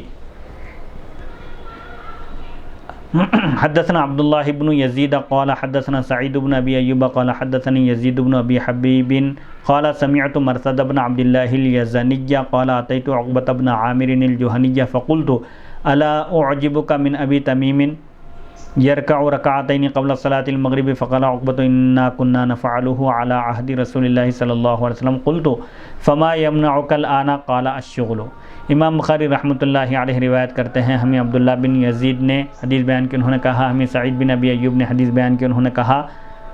مجھے یزید بن حبیب نے حدیث بیان کی، انہوں نے کہا میں نے مرثد بن عبداللہ یزنی سے سنا، انہوں نے کہا میں حضرت عقبہ بن عامر جوہنی رضی اللہ عنہ کے پاس گیا، پس میں نے ان سے کہا کیا آپ ابو تمیم پر تعجب نہیں کرتے؟ وہ مغرب کی نماز سے پہلے 2 رکعت پڑھتے ہیں، یہ سن کر آپ کو تعجب نہیں ہوا؟ یعنی مغرب کی فرض اور اذان کے درمیان 2 رکعت نماز ادا کرتے ہیں۔ تو حضرت عقبہ نے کہا رسول اللہ صلی اللہ علیہ وسلم کے عہد مبارک میں زمانے میں ہم بھی پڑھتے تھے۔ تو میں نے کہا پھر آپ کو اب کیا چیز مانے ہیں، یعنی اب کیوں نہیں پڑھتے آپ لوگ پھر؟ تو آپ نے فرمایا کہ مصروفیت، مشغولیت ایسی ہو گئی ہے کہ اس اذان اور فرض کے درمیان ہم سنت نفل نہیں پڑھتے۔ اس حدیث شریف کے سند کے راوی ہیں عبداللہ بن یزید مقری ابو عبد الرحمن، نمبر 2 سعید بن ابی ایوب الخزاعی، ابو ایوب کا نام مقلاس ہے، نمبر 3 یزید بن ابی حبیب، ان کی کنیت ابو رجا ہے، ابو حبیب کا نام سوید ہے، نمبر 4 مرثد بن عبداللہ یزنی، ان کی نسبت یزن کی طرف ہے جو حمیر، یمن کے ایک مشہور قبیلے حمیر کی شاخ ہے، نمبر 5 حضرت عقبہ بن عامر الجوہنی رضی اللہ عنہ۔ نماز مغرب سے پہلے 2 رکعت نماز پڑھنے کے سلسلے میں فقہا کا اختلاف کہ مغرب کی اذان اور فرض کے درمیان کیا 2 رکعت نماز پڑھنا چاہیے یا نہیں۔ سلسلے میں علامہ ابن بطال لکھتے ہیں متقدمین یعنی پیشرو فقہا، پہلے والے فقہا کا نماز مغرب سے پہلے نفل پڑھنے میں اختلاف ہے۔ حضرت ابی بن کعب، صحابہ میں حضرت ابی بن کعب، حضرت عبد الرحمن بن عوف اور حضرت سعد بن ابی وقاص رضی اللہ عنہم مغرب کی نماز سے پہلے یعنی مغرب کی اذان اور فرض کے درمیان مغرب کی نماز سے پہلے نفل پڑھتے تھے۔ حضرت انس رضی اللہ عنہ بیان کرتے ہیں کہ جب مؤذن اذان دیتا تھا تو صحابہ ستونوں کی طرف سبقت کرتے تھے، ستونوں کی طرف بڑھتے تھے، پس نماز پڑھتے تھے۔ عبد الرحمن بن ابی لیلہ نے کہا سیدنا محمد صلی اللہ علیہ وسلم کے اصحاب ہر اذان کے وقت نماز پڑھتے تھے، یعنی ہر اذان اور جماعت نماز کے درمیان نماز پڑھتے تھے، اور حسن بصری اور ابن سیرین نماز مغرب سے پہلے 2 رکعت نماز پڑھتے تھے۔ امام احمد اور امام اسحاق کا یہی قول ہے، ائمہ اربعہ میں امام احمد بن حنبل کا یہی قول ہے۔ ابراہیم نخعی نے کہا حضرت ابو بکر، حضرت عمر اور حضرت عثمان مغرب سے پہلے 2 رکعت نماز نہیں پڑھتے تھے۔ ابراہیم نے کہا یہ 2 رکعت پڑھنا بدعت ہے۔ رسول اللہ صلی اللہ علیہ وسلم کے خیار صحابہ یعنی جو چنندہ صحابہ ہیں اور اکابر صحابہ ہیں، ان میں سے حضرت علی، حضرت ابن مسعود، حضرت حذیفہ، حضرت عمار اور حضرت ابو مسعود رضی اللہ عنہ کوفہ میں تھے۔ بس جس نے ان صحابہ کو دیکھا ہے اس نے مجھے خبر دی ہے کہ اس نے ان میں سے کسی ایک کو بھی مغرب سے پہلے یعنی مغرب کی اذان اور نماز کے درمیان نفل پڑھتے ہوئے نہیں دیکھا، اور یہی امام مالک، امام اعظم ابو حنیفہ اور امام شافعی رحمہم اللہ کا قول ہے۔ ائمہ اربعہ میں سے تینوں ائمہ اس بات کے قائل ہیں کہ نماز مغرب کی اذان اور جماعت کے درمیان کوئی نماز نہیں ہے۔ اجلہ صحابہ، اکابر صحابہ نے ایسا عمل نہیں کیا۔ محلب نے کہا کہ نماز مغرب سے پہلے 2 رکعت نماز ابتدا اسلام میں پڑھی جاتی تھی، ابتدا میں پڑھی جاتی تھی تاکہ یہ اس بات پر دلالت کرے کہ عصر کی نماز کے بعد نفل پڑھنے کی جو ممانعات تھی مغرب کے بعد وہ ممانعات ختم ہو گئی اور اب نفل پڑھنے کی اجازت ہے۔ یہ بتلانے کے لیے ابتداء اسلام میں اس طرح کا عمل کیا جاتا تھا۔ پھر لوگوں نے نماز مغرب کے فرض پڑھنے میں سبقت کر لی، یعنی اذان کے ساتھ ہی مغرب کی نماز پڑھنا شروع کی تاکہ فاضل وقت میں، بچے ہوئے وقت میں مغرب کی نماز میں تاخیر نہ ہو۔ فاصل یعنی اس فاصلے کی وجہ سے اذان اور نماز کے درمیان 2 رکعت نفل پڑھنے سے جو فصل واقع ہوتی ہے، جو گیپ آ جاتا ہے، اس گیپ کو ختم کرنے کے لیے مغرب کی نماز میں تاخیر نہ ہو، اس غرض سے پھر بعد میں مغرب کی اذان کے ساتھ فوراً نماز کا اہتمام کیا جانے لگا۔ حضرت علامہ غلام رسول سعیدی صاحب فرماتے ہیں، میں کہتا ہوں کہ مغرب کی نماز سے پہلے 2 رکعت سنت پڑھنے کے جواز میں درج ذیل احادیث ہیں۔ حضرت انس بن مالک رضی اللہ عنہ کہتے ہیں کہ میں نے رسول اللہ صلی اللہ علیہ وسلم کے عہد میں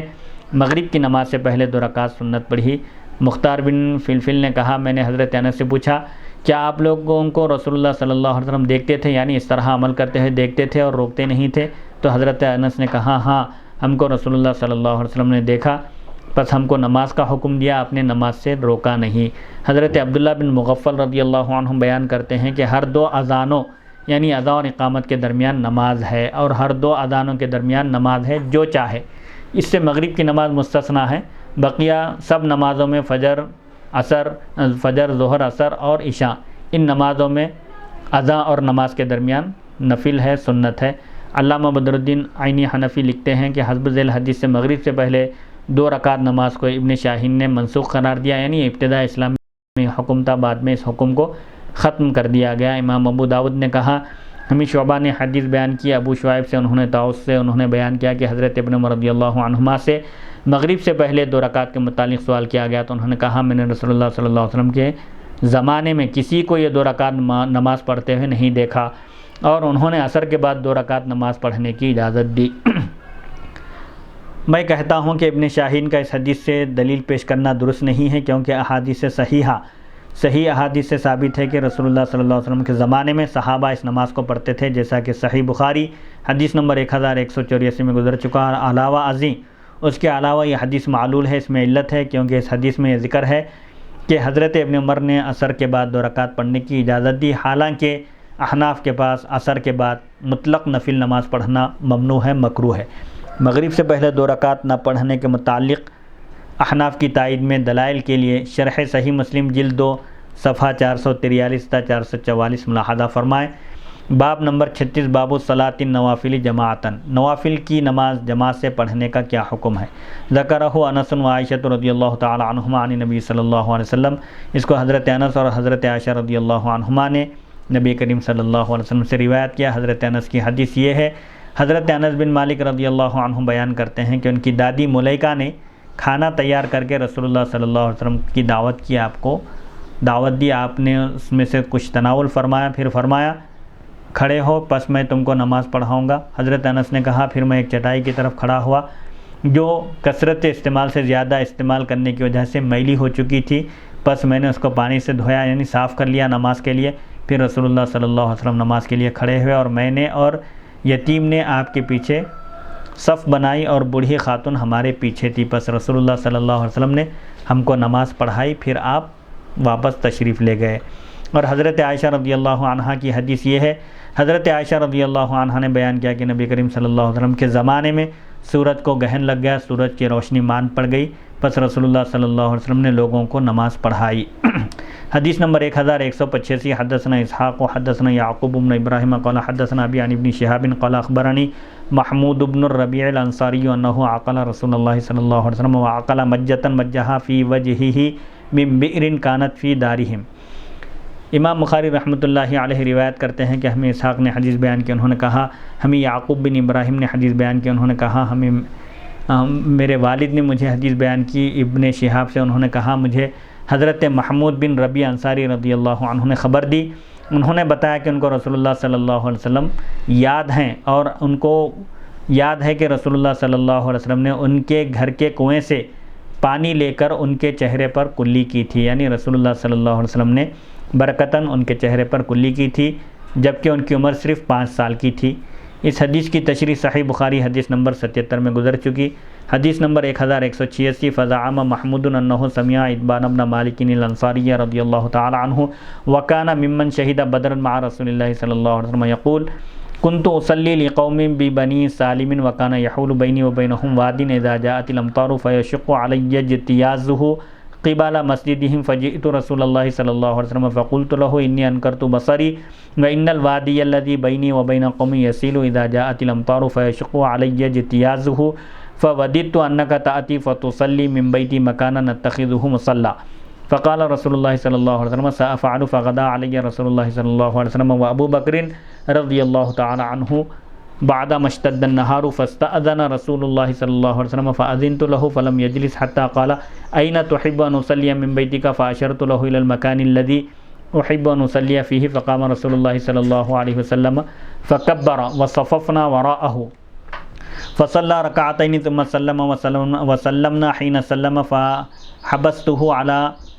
خزير يصنع له فسمع أهل الدار رسول الله صلى الله عليه وسلم في بيتي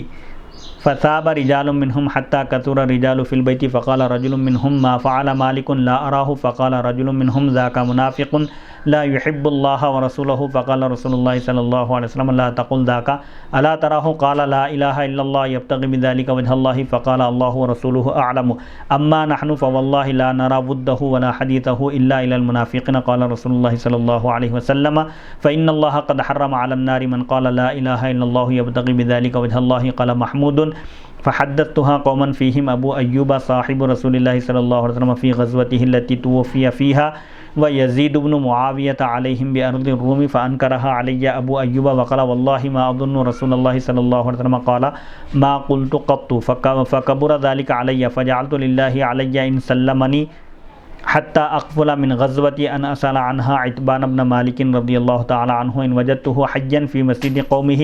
فقفلت فأهللت بحجة أو بعمرة ثم سرت حتى قدمت المدينة فأتيت بني سالم فإذا عتبان شيخ أعمى يصلي لقومه فلما سلم من الصلاة سلمت عليه وأخبرته من أنا ثم سألته عن ذلك الحديث فحدثنيه كما حدثنيه أول مرة. بس حضرت محمود یعنی محمود بن ربی انصاری رضی اللہ عنہ نے یہ گمان کیا کہ انہوں نے حضرت عتبان بن مالک رضی اللہ عنہ سے سنا ہے اور وہ رسول اللہ صلی اللہ علیہ وسلم کے ساتھ بدر میں حاضر تھے. بدری صحابی ہیں. عتبان بن مالک جنگ بدر میں شرکت کی انہیں سعادت حاصل ہے. وہ بیان کرتے تھے کہ میں اپنی قوم بنو سالم کو نماز پڑھاتا تھا, امامت کا فریضہ انجام دیتے تھے, اور میرے اور ان کے درمیان ایک وادی حائل تھی, ایک وادی بیچ میں آتی تھی, اور جب بارش ہوتی تو میرا اس وادی سے مسجد کی طرف جانا مشکل ہو جاتا. بارش کی وجہ سے راستے پانی سے بھر جاتے اور میں مسجد نہیں جا سکتا تھا. پس میں رسول اللہ صلی اللہ علیہ وسلم کی خدمت میں حاضر ہوا اور میں نے آپ سے عرض کیا کہ بے شک میری نظر کمزور ہو گئی ہے, نظر میری بصارت بھی کمزور ہو گئی ہے, اور جو وادی میرے اور میری قوم کے درمیان ہے جب بارش ہوتی ہے تو وہ بہنے لگتی ہے. پانی کے بہاؤ کی وجہ سے, کثرت سے پانی ہونے کی وجہ سے میں وادی پار نہیں کر سکتا. سو میں چاہتا ہوں کہ آپ میرے گھر تشریف لائیں اور میرے گھر میں ایک جگہ نماز پڑھائیں, اور میں اس جگہ کو تبرکاً مصلی بنا لوں, نماز پڑھنے کی جگہ بنا لوں. جس جگہ نماز پڑھائیں اس جگہ کو میں مستقل نماز پڑھنے کے لیے اختیار کر لوں. تو رسول اللہ صلی اللہ علیہ وسلم نے فرمایا میں عنقریب ایسا کروں گا. ٹھیک ہے, آپ نے ان کی دعوت قبول کر لی. پھر صبح کو رسول اللہ صلی اللہ علیہ وسلم اور حضرت ابوبکر رضی اللہ عنہ اس وقت تشریف لائے, ان کے گھر تشریف لے گئے جب خوب دن چڑھ گیا تھا, یعنی چاش کی نماز کا وقت تھا غالباً. پس رسول اللہ صلی اللہ علیہ وسلم نے ان سے, اس صحابی سے اجازت طلب کی. تو صحابی کہتے ہیں تو میں نے آپ کو اجازت دے دی, یعنی کس جگہ نماز پڑھوں آپ نے پوچھا تو انہوں نے جگہ بتا دی, متعین کر دی. پس آپ صلی اللہ علیہ وسلم نہیں بیٹھے یہاں تک کہ آپ نے فرمایا تم اپنے گھر میں کس جگہ چاہتے ہو کہ میں نماز پڑھاؤں, یعنی جگہ بتاؤ, میں اس جگہ نماز پڑھاؤں گا, پھر تم اس جگہ نماز پڑھا کرو. تو میں نے آپ کو اشارے سے بتایا کہ میں اس جگہ نماز پڑھانا چاہتا ہوں. بس رسول اللہ صلی اللہ علیہ وسلم نماز کے لیے کھڑے ہوئے اور آپ نے تکبیر کہی اور ہم نے آپ کے پیچھے صف بنائی. پس آپ نے 2 رکعت نماز پڑھائی, پھر سلام پھیرا اور ہم نے بھی سلام پھیرا. میں نے آپ کے لیے کھانا تیار کیا تھا, سو میں نے آپ کو کھانا کھلانے کے لیے آپ کو روک لیا. میں نے عرض کیا نماز کے بعد کھانا بھی ہے, آپ کھانا تناول فرما کر تشریف لے جائیے. تو حویلی والوں نے, ان کے آس پاس والوں نے سن لیا کہ آپ میرے گھر تشریف لائے ہیں. بس حویلی کے لوگ بہت تیزی سے آئے, حتیٰ کہ گھر میں بہت زیادہ لوگ آ گئے, یعنی حضور صلی اللہ علیہ وسلم کی تشریف آوری, آپ کی آمد کی خبر سنی تو لوگ فوراً دوڑے ہیں تیزی کے ساتھ ان کے گھر میں, اس صحابی کے گھر میں داخل ہوئے اور کثرت سے لوگ آ گئے. بس ان میں سے ایک شخص نے کہا مالک کو کیا ہوا ہے, میں اس کو نہیں دیکھ رہا ہوں, یعنی اس میں مالک نظر نہیں آ رہے ہیں, کہاں ہیں؟ تو انہی میں سے ایک شخص نے جواب دیا نعوذ باللہ من ذالک, وہ منافق ہے, اللہ اور اس کے رسول سے وہ محبت نہیں کرتے. تو رسول اللہ صلی اللہ علیہ وسلم نے فرمایا ایسا نہ کہو, ایسی بات نہ کہو, کیا تم ان کو نہیں دیکھتے کہ انہوں نے اللہ کی خوشنودی کے لیے, اللہ کی رضا کے لیے لا الہ الا اللہ کہا, یعنی ایمان لایا. تو شخص نے کہا اللہ اور اس کے رسول کو ہی زیادہ بہتر معلوم ہے، رہے ہم تو اللہ کی قسم، یعنی ہم جو ان کو منافق کہتے ہیں اس کی وجہ یہ ہے، اللہ اور اس کے رسول بہتر جانتے ہیں وہ مومن ہیں یا منافق ہیں، لیکن ہمارے ان کو منافق کہنے کی وجہ یہ ہے کہ ہم ان کی دوستی اور ان کی بات چیت صرف منافقین کے ساتھ ہی دیکھتے ہیں، وہ منافقین کے ساتھ دوستی رکھتے ہیں اور جب بھی بات کرتے ہیں تو انہی سے بات کرتے ہیں، تو ہم اس وجہ سے یہ سمجھتے ہیں کہ وہ منافق ہیں۔ تو رسول اللہ صلی اللہ علیہ وسلم نے ارشاد فرمایا، بے شک اللہ تعالیٰ نے اس شخص کو دوزخ پر حرام کر دیا ہے جس نے اللہ کی خوشنودی حاصل کرنے کے لیے لا الہ الا اللہ پڑھا، یعنی پورا کلمہ مراد ہے، جز کہہ کر کل مراد لیا گیا۔ لا الہ الا اللہ سے مراد صرف لا الہ الا اللہ نہیں ہے، کیونکہ دوسرے جز کے بغیر کلمہ مکمل نہیں ہوتا اور ایمان بھی پائے تکمیل کو نہیں پہنچتا۔ لا الہ الا اللہ کے ساتھ محمد رسول اللہ بھی کہنا ضروری ہے، پورا کلمہ مراد ہے کہ حضور صلی اللہ علیہ وسلم نے فرمایا کہ جس نے کلمہ لا الہ الا اللہ محمد رسول اللہ پڑھا اس پر دوزخ کی آگ حرام ہے۔ تو حضرت محمود نے کہا، یعنی محمود بن ربیع انصاری نے کہا، میں نے یہ حدیث ان لوگوں کے سامنے بیان کی جن میں رسول اللہ صلی اللہ علیہ وسلم کے مقدس صحابی حضرت ابو ایوب انصاری رضی اللہ عنہ بھی تھے، جو اس غزوے میں جو شہید ہو گئے تھے، فوت ہو گئے تھے، جو ارض روم پر ہوا تھا۔ ارض روم پر ایک جو جنگ ہوئی تھی اس میں حضرت ابو ایوب انصاری رضی اللہ عنہ شریک تھے، وہ اس غزوے میں شہید ہو گئے۔ اور یزید بن معاویہ اس غزوے کا امیر تھا، اس غزوے کا، اس جنگ کا وہ امیر تھا یزید۔ تو حضرت ابو ایوب انصاری رضی اللہ عنہ نے میری بات کا انکار کیا، یعنی انہوں نے میری بات تسلیم نہیں کی اور کہا، اللہ کی قسم میں نہیں سمجھتا کہ رسول اللہ صلی اللہ علیہ وسلم نے وہ بات کہی ہوگی جو تم نے بیان کی ہے، یہ بات مجھ پر شاق گزری، یعنی میں نے اتبان بن مالک سے سنی تھی تو میں نے وہاں اس غزوے میں یہ حدیث بیان کی۔ تو حضرت ابو ایوب انصاری رضی اللہ عنہ نے اللہ کی قسم کھا کر کہا کہ حضور صلی اللہ علیہ وسلم نے یہ بات نہیں فرمائی، میں نہیں سمجھتا کہ آپ نے ایسا کہا ہو۔ تو آپ کو یہ بات دشوار گزری، یعنی آپ ایک بے چینی میں اور قلق میں آ گئے، پریشانی میں، پس میں نے یہ اللہ سے یہ عہد کیا، یعنی اس وقت آپ نے یہ ارادہ کیا کہ اگر اللہ نے مجھے اس غزوے سے، جنگ سے سلامتی کے ساتھ لوٹا دیا، گھر واپس ہو گیا، میں اگر میں صحیح سلامت گھر لوٹ گیا، واپس ہو گیا، تو ضرور اتبان بن مالک کے پاس جاؤں گا اور ان سے تصدیق کروں گا۔ تو اللہ تعالیٰ نے انہیں اس غزوے سے صحیح و سالم لوٹا دیا۔ تو حضرت اتبان بن مالک رضی اللہ عنہ کو آپ نے دیکھا کہ اپنی قوم کی مسجد میں آپ زندہ ہیں، مطلب یہ ہے کہ آپ ابھی حیات ہیں اور اپنی قوم کی مسجد میں امامت فرما رہے ہیں۔ تو میں نے ان سے اس حدیث کے متعلق میں ان سے سوال کروں گا، بلکہ آپ نے ارادہ کیا، پھر آپ لوٹ آئے۔ آپ فرماتے ہیں پھر میں لوٹ آیا، غزوے سے صحیح سالم واپس آیا، میں نے حج یا عمرے کا احرام باندھا، پھر میں روانہ ہوا یہاں تک کہ میں مدینہ شریف پہنچ گیا، پھر میں بنو سالم میں گیا، اس قبیلے کے پاس گیا، اس محلے میں۔ اس وقت حضرت اتبان بن مالک بوڑھے اور نابینا ہو چکے تھے، عمر رسیدہ ہو گئے تھے اور نگاہ ان کی بصارت بھی جا چکی تھی، اور وہ اپنی قوم کو نماز پڑھاتے تھے، یعنی آپ امامت کا فریضہ انجام دے رہے تھے۔ جب انہوں نے سلام پھیرا تو میں نے ان کو سلام کیا، یعنی نماز جب مکمل کی، انہوں نے نماز پڑھا دی تو میں نے ان کو سلام کیا اور بتایا کہ میں کون ہوں۔ میں نے پوچھا سلام کرنے کے بعد، کیا آپ نے مجھے پہچانا میں کون ہوں؟ پہچان لیے تھے آپ نے ان کو۔ پھر میں نے ان سے اس حدیث کے متعلق پوچھا تو انہوں نے مجھے یہ حدیث اسی طرح سنائی جس طرح پہلے انہوں نے پہلی بار سنائی تھی۔ اس حدیث کی تشریح بھی صحیح بخاری حدیث نمبر 424 میں گزر چکی۔ بعض نئے اور اہم فوائد کا یہاں ذکر کیا جا رہا ہے۔ حضرت امیر معاویہ کی خلافت میں یزید کا امیر لشکر ہونا، صرف کلمہ پڑھنے سے دوزخ کے حرام ہونے کی تحقیق۔ اگر کوئی صرف لا الہ الا اللہ محمد رسول اللہ پڑھ لے تو کیا وہ قطعی جنتی ہے، اس پر دوزخ حرام ہو جاتی ہے، یا پھر اس سلسلے میں شارحین حدیث کے اقوال اور دیگر مسائل کو یہاں بیان کرتے ہوئے علامہ غلام رسول سعیدی صاحب فرماتے ہیں، ابن حجر عسقلانی لکھتے ہیں اس حدیث میں ذکر ہے کہ یزید بن معاویہ کو ان پر امیر بنا دیا گیا تھا، اس غزوے کا امیر لشکر تھا۔ یہ سن 50 ہجری یا 52 ہجری کا واقعہ ہے۔ حضرت امیر معاویہ رضی اللہ عنہ کی امارت خلافت کا زمانہ ہے۔ اس غزوے میں اس لشکر نے قسطنطنیہ کا محاصرہ، یعنی قسطنطنیہ کا محاصرہ کر لیا تھا، اس کا گھیراؤ کر لیا تھا۔ حضرت ابو ایوب انصاری رضی اللہ عنہ نے حضرت محمود کی حدیث کا انکار کیا تھا۔ انکار کی وجہ یہ تھی کہ اس حدیث میں ذکر ہے اللہ تعالیٰ نے اس شخص کو دوزخ پر حرام کر دیا ہے جس نے اللہ کی خوشنودی کے لیے لا الہ الا اللہ محمد رسول اللہ پڑھا، کیونکہ اس حدیث کے ظاہر سے معلوم ہوتا ہے کہ کوئی گناہگار مسلمان دوزخ میں داخل نہیں ہوگا، اور یہ اکثر آیات اور احادیث صحیحہ مشہورہ کے خلاف ہے۔ صرف کلمہ پڑھنے سے کوئی جنتی نہیں ہو جاتا، بلکہ ایمان کے تقاضوں کو پورا کرنا لازم ہے۔ تو اس لیے کہتے ہیں کہ جب احادیث میں مختلف طرح کی احادیث ہیں تو ان میں تطبیق ہو سکتی ہے، تطبیق کی صورت کیا ہے؟ جس نے اللہ کی رضا کے لیے، اللہ کی خوشنودی کے لیے لا الہ الا اللہ محمد رسول اللہ پڑھا، وہ ہمیشہ کے لیے دوزخ میں نہیں جائے گا، وہ ہمیشہ کے لیے دوزخی نہیں ہے، اور اپنی سزا بھگت کر، یعنی اپنے گناہوں اور اپنے جرموں کی سزا بھگت کر وہ جنت میں چلا جائے گا، یا ابتداءً جنت میں نہیں جائے گا، شفاعت کے بعد جنت میں داخل ہوگا۔ کلمہ پڑھنے سے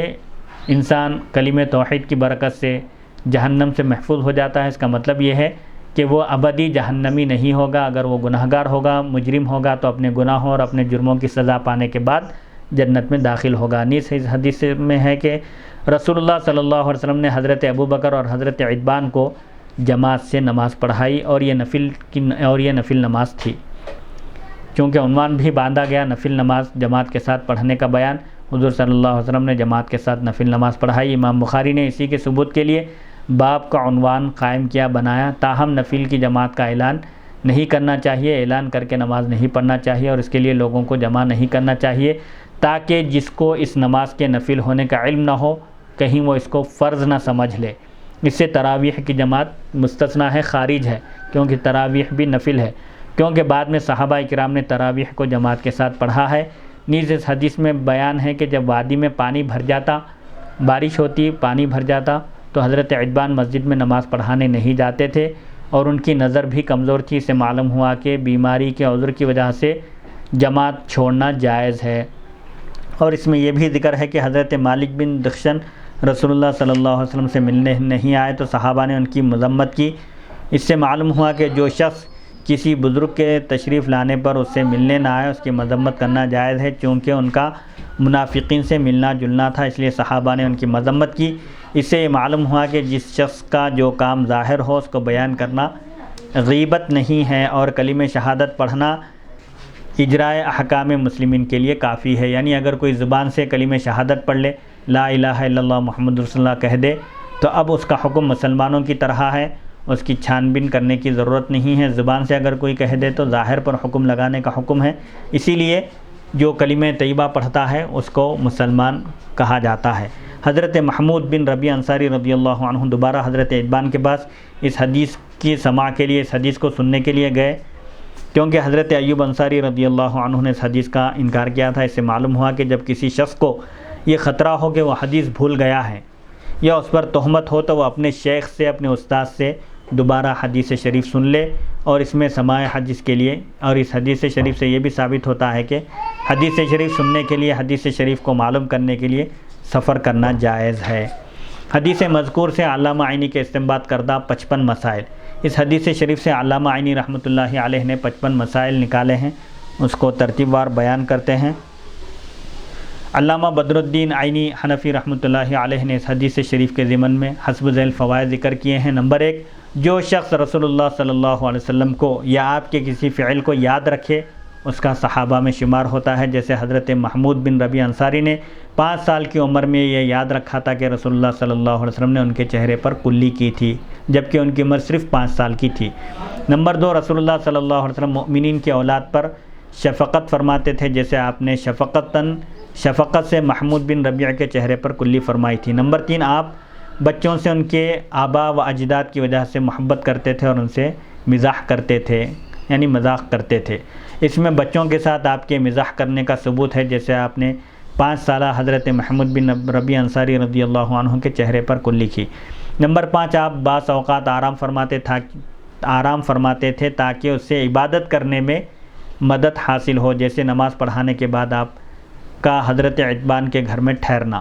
نمبر 6، نفس کے حقوق کو ادا کرنا اور اس کو ہر وقت مشقت میں نہ ڈالنا۔ نمبر 7، کنویں سے پانی نکالنے کے لیے ڈول رکھنا، جیسے رسول اللہ صلی اللہ علیہ وسلم نے حضرت محمود بن ربیع کے گھر کے کنویں سے پانی لے کر کلی فرمائی۔ نمبر 8، منہ سے کلی کرنا۔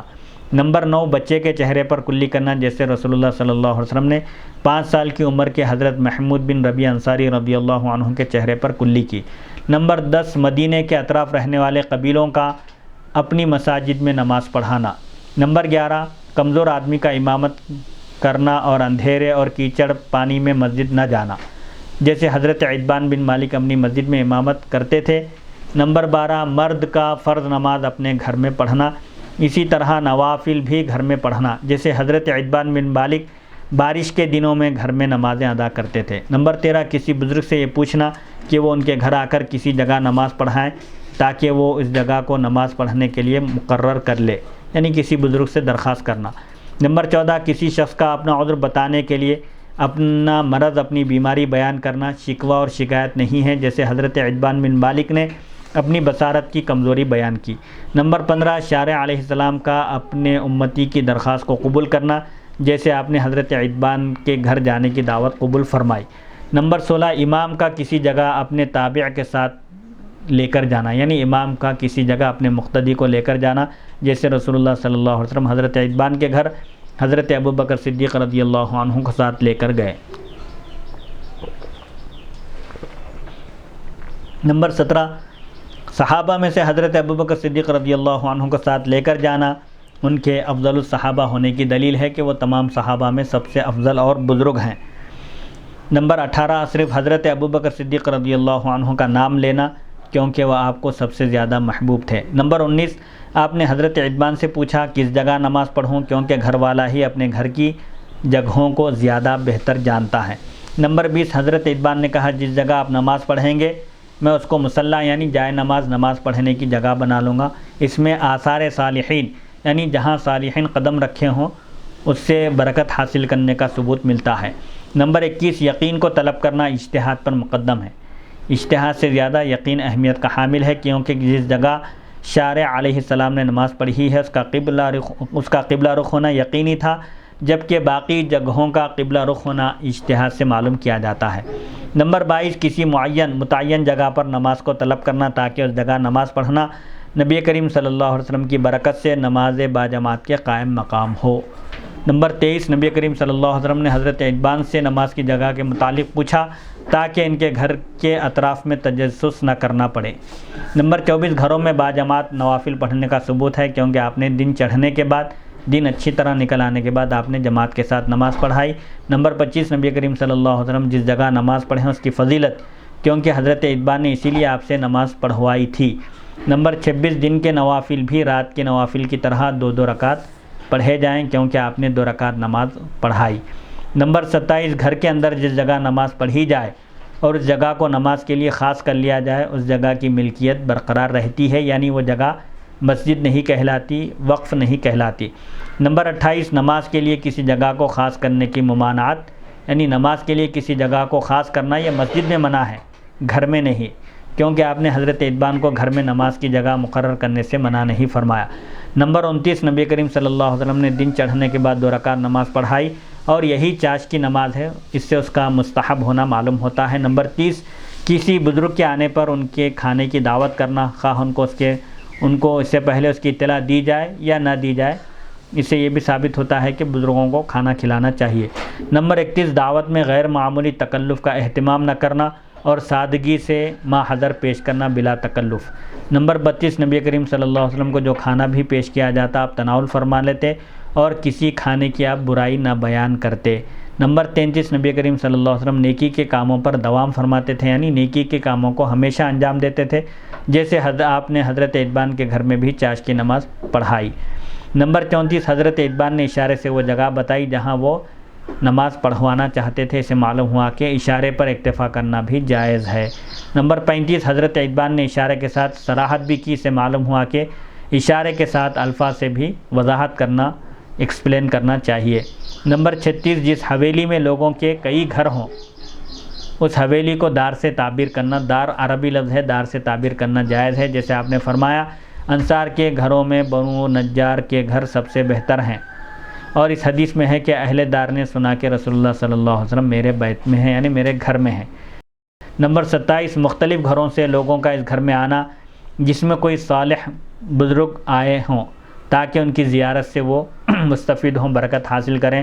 اور ان سے فیضیاب ہوں، جیسے اس حویلی کے گھروں کے لوگ رسول اللہ صلی اللہ علیہ وسلم کی زیارت اور آپ سے فیض حاصل کرنے کے لیے حاضر ہوئے۔ نمبر 38 جو شخص اس بزرگ کی زیارت کے لیے نہ آئے تو اس کی مذمت کرنا، جیسے صحابہ کا حضرت مالک بن دخشن کی مذمت کرنا۔ حضرت مالک بن دخشن رضی اللہ عنہ بدری صحابی ہیں، جنگ بدر میں شرکت کی انہیں سعادت حاصل ہے۔ عقبہ میں ان کے حاضر ہونے میں اختلاف ہے، بیعت عقبہ جو ہوئی تھی اس میں وہ حاضر تھے یا نہیں، انہوں نے اسلام میں ایسے نیک اعمال کیے ہیں جو ان سے نفاق کی تہمت کو دور کر دیتے ہیں۔ نمبر 39 حدیث سے معلوم ہوا کہ منافقوں اور بد مذہبوں یعنی گمراہ فرقوں سے میل جول اور بات چیت نہیں رکھنی چاہیے، ان سے تعلقات نہیں رکھنے چاہیے۔ نمبر 40 منافقوں کے پاس بیٹھنے کی وجہ سے جو شخص کسی مسلمان پر نفاق کی تہمت لگائے اس کو سزا دی جائے گی، نہ یہ کہا جائے گا تم نے گناہ کیا، کیونکہ رسول اللہ صلی اللہ علیہ وسلم نے ان صحابہ کی مذمت نہیں کی جنہوں نے حضرت مالک پر نفاق کی تہمت لگائی تھی، یعنی نفاق کی تہمت لگانے والے پر، منافقین کے ساتھ بیٹھنے والے پر ان کو نہ سزا دی جائے گی اور نہ یہ کہا جائے گا کہ انہوں نے کوئی گناہ کیا۔ نمبر 41 نبی کریم صلی اللہ علیہ وسلم مسلمانوں کے دلوں کے حال پر آپ مطلع تھے، کیونکہ آپ نے حضرت مالک کے متعلق فرمایا کہ انہوں نے اللہ کی خوشنودی کے لیے لا الہ الا اللہ محمد رسول اللہ پڑھا ہے یا آپ کو بذریعہ وحی مطلع کیا گیا تھا۔ نمبر 42 نبی کریم صلی اللہ علیہ وسلم نے ان صحابہ کو منع کیا کہ وہ حضرت مالک کو منافق کہیں۔ سے معلوم ہوا کہ جب کسی بزرگ کے سامنے کسی مسلمان کو منافق کہا جائے یا اس کو برا بھلا کہا جائے تو وہ ان کو اس سے روکے۔ نمبر 43 اگر کوئی شخص دلیل کی بنا پر کسی کو عیب لگائے تو یہ غیبت نہیں ہے، کیونکہ رسول اللہ صلی اللہ علیہ وسلم کے سامنے حضرت مالک کو منافق کہا گیا اور آپ نے اس کو غیبت نہیں قرار دیا۔ نمبر 44 جس شخص نے کلمہ شہادت پڑھا اور اس کے حق ہونے کا عقیدہ رکھا تو وہ کامیاب ہو گیا، فلاح پایا اور جنت میں داخل ہوگا، کیونکہ آپ صلی اللہ علیہ وسلم نے اسی طرح فرمایا۔ نمبر 45 جس شخص نے کسی شیخ کے صاحب سے حدیث سنی اس کو اس کی توثیق کرنا چاہیے، یعنی حدیث شریف سننے کے بعد اس کی توثیق، اس کی تصدیق بھی کر لینی چاہیے، ویریفیکیشن کی بھی ضرورت اگر پڑ جائے تو اس کے لیے سفر کرے اور اس کی توثیق کر لے۔ نمبر 46 اگر کوئی حدیث ظاہر قرآن مجید اور احادیث شریفہ کے خلاف ہو تو اس پر اعتراض کرنا درست ہے، جیسے حضرت ابو ایوب انصاری رضی اللہ عنہ نے اس حدیث پر اعتراض کیا تھا کہ صرف کلمہ طیبہ پڑھنے سے دوزخ کی آگ اس پر حرام ہو جائے گی،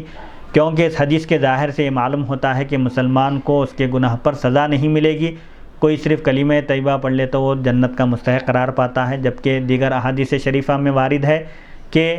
کلمہ طیبہ کے تقاضوں کو پورا کرنا لازم ہے، ایمان لانے کے بعد اس پر عبادات اور معاملات اس کی طرف متوجہ ہوتے ہیں، یعنی اس پر نمازیں، زکوٰۃ وغیرہ اس کے حساب سے فرض ہو جاتی ہیں، حقوق اللہ اور حقوق العباد دونوں کا بھی لحاظ کرتے ہوئے اس کو چلنا چاہیے۔ نمبر 47 جب کسی حدیث پر اعتراض کیا جائے تو اس کی تحقیق کی جائے، جیسا کہ حضرت محمود بن ربیع انصاری نے دوبارہ حضرت عتبان کے پاس اس حدیث کی سماع کے لیے آپ سفر کر کے ان کے پاس گئے اور دوبارہ وہ حدیث شریف انہوں نے سنی۔ نمبر 48 علم کی طلب کے لیے، علم حاصل کرنے کے لیے سفر کرنا، جیسے حضرت محمود اس حدیث کے دوبارہ سننے کے لیے سفر کر کے مدینہ طیبہ پہنچے۔ نمبر 49 حضرت محمود نے بتایا کہ حضرت عتبان نابینا ہو گئے تھے، ان کی بصارت چلی جا چکی تھی۔ اس سے معلوم ہوا کہ کسی کی پہچان کے لیے اس کو نابینا کہنا غیبت نہیں ہے، اندھا کہنا، نابینا کہنا اس کو پہچان کے لیے، شناخت کے لیے اگر ہو تو غیبت نہیں ہے۔ نمبر 50 نابینا کی امامت کرنا جائز ہے، کیونکہ حضرت عتبان نابینا ہونے کے بعد بھی امامت کرتے تھے، لیکن نابینا کی امامت کو مکروہ قرار دیا گیا کیونکہ وہ طہارت وغیرہ کے مسائل، طہارت کے سلسلے میں چونکہ اس سے غفلت ہو سکتی ہے، اسی لیے ائمہ نے، فقہا نے نابینا کی امامت کو مکروہ قرار دیا۔ نمبر 51 نوافل کو خفیہ طریقے سے یعنی چھپ کر پڑھنا چاہیے، کیونکہ نبی کریم صلی اللہ علیہ وسلم نے اس نفل کا اعلان نہیں فرمایا تھا، بغیر اعلان کے آپ نے نفل نماز پڑھائی تھی وہاں پر، اسے معلوم ہوا کہ نفل کے لیے اعلان کرنا درست نہیں ہے۔ نمبر 52 جب کوئی شخص کسی کے گھر کسی کام سے جائے تو اجازت طلب کرے، جیسے رسول اللہ صلی اللہ علیہ وسلم نے حضرت عتبان بن مالک سے اجازت طلب کی تھی۔ نمبر 53 نماز کے لیے قبلے کو طلب کرنا، یعنی قبلہ کدھر ہے، کیونکہ قبلہ رخ ہونا شرط ہے، کیونکہ آپ صلی اللہ علیہ وسلم نے پوچھا کہ کہاں نماز تم چاہتے ہو کہ میں نماز پڑھوں، تو اس سے معلوم ہوا کہ قبلے کا تعین اگر معلوم نہ ہو تو پوچھ لینا چاہیے کہ قبلہ کہاں ہے۔ سفر میں اگر ہے اور قبلے کا رخ معلوم نہ ہو تو اس وقت تحری یعنی ظن غالب گمان سے قبلے کا ایک تعین کر کے نماز پڑھنے کا حکم ہے، لیکن اگر کوئی حضر میں ہو اور کوئی قبلہ بتا سکتا ہے تو اسے پوچھ لینا چاہیے۔ نمبر 54 امام کسی شخص کو لشکر کا امیر مقرر کرے، جیسے حضرت امیر معاویہ رضی اللہ عنہ نے اس لشکر کا امیر یزید کو بنایا تھا۔ نمبر 55 ایک سفر میں حج یا عمرے کو اور طلب علم کے لیے سفر کرنے کو جمع کرنا جائز ہے، یعنی کوئی حج کے لیے جائے اور اس کی نیت ہے یہ بھی ہو کہ وہ وہاں کے مشائخ اور علماء سے علم حاصل کرے گا تو یہ درست ہے، جیسے حضرت محمود بن ربیع انصاری جب حج یا عمرے کے لیے تشریف لے گئے تو آپ نے حضرت ابان سے دوبارہ اس حدیث کو سننے کے لیے سفر کر کے آپ مدینہ پہنچے۔ تو اس سے معلوم ہوا کہ حج اور عمرے کے لیے اگر کوئی جائے تو وہ علم کی بھی نیت کرے، علم کے ارادے سے بھی سفر کرے تو درست ہے۔ یہ 55 فوائد ہیں جو علامہ عینی نے عمدۃ القاری میں اس حدیث شریف سے، جو طویل حدیث شریف گزری، اس سے آپ نے یہ مسائل بیان کیے ہیں۔ باب نمبر 37، باب التطوع فی البیت، گھر میں نفل پڑھنے کا بیان۔ حدیث نمبر 1187، حدثنا عبد الاعلی بن حماد قال حدثنا وہیب عن ایوب وعبید اللہ عن نافع عن ابن عمر رضی اللہ تعالی عنہما قال قال رسول اللہ صلی اللہ علیہ وسلم اجعلوا فی بیوتکم من صلاتکم ولا تتخذوها قبورا، تابعہ عبد الوہاب عن ایوب۔ امام بخاری رحمۃ اللہ علیہ روایت کرتے ہیں، ہمیں عبد الاعلی بن حماد نے حدیث بیان کی، انہوں نے کہا ہمیں وہیب نے حدیث بیان کی ایوب سے، وہ عبید اللہ سے، انہوں نے نافع سے، انہوں نے حضرت ابن عمر رضی اللہ عنہما سے، وہ بیان کرتے ہیں کہ رسول اللہ صلی اللہ علیہ وسلم نے ارشاد فرمایا اپنے گھروں میں بھی اپنی نمازوں کا کچھ حصہ مقرر کرو، یعنی نوافل اور سنتوں کا گھروں میں اہتمام کرو، اور اپنے گھروں کو قبرستان نہ بناؤ۔ وہیب کی متابعت عبد الوہاب نے کی ہے ایوب سے، یعنی فرائض کا اہتمام جماعت کے ساتھ مساجد میں ادا کرنا چاہیے فرض، اور گھر میں نماز کا کچھ حصہ یعنی نوافل اور سنتیں، اگر خلل نہ ہو مسجد سے گھر پہنچ کر اگر سنت ادا کر سکتے ہیں، راستے میں کوئی ڈسٹرب اور خلل نہ ہو تو پھر سنتوں اور نوافل کو گھر میں ادا کرنا چاہیے، تاکہ نماز کی برکت گھر میں بھی رہے۔ گھر کو مطلق قبرستان جیسے ویران ہوتا ہے، کوئی ذکر و اذکار کچھ نہیں ہوتا، اس طرح گھروں کو رکھنے سے منع کیا گیا۔ اس حدیث کی تشریح صحیح بخاری حدیث نمبر 432 میں گزر چکی۔ الحمدللہ کتاب التہجد کا آج بیان ختم ہوا۔ اللہ تعالیٰ سے دعا ہے آج کی اس تہجد کی آخری نشست میں کہ اللہ تعالیٰ ہم سب کا خاتمہ ایمان پر فرمائے، اور جو بھی اس ریکارڈنگ کا اہتمام کر رہے ہیں، خاص طور پر اس ریکارڈنگ کے ڈائریکٹر مولانا سید امان اللہ صاحب کے اہل و عیال کے عمر و اقبال میں برکت عطا فرمائے، ان سب کو اپنے حفظ و امان میں رکھے، اور ہر طرح کی بیماری اور آفت اور پریشانی سے اللہ تعالیٰ ہم سب کو محفوظ رکھے۔ وصلی اللہ تعالیٰ علی خیر خلقہ سیدنا محمد و آلہ و صحبہ اجمعین، والحمد للہ رب العالمین۔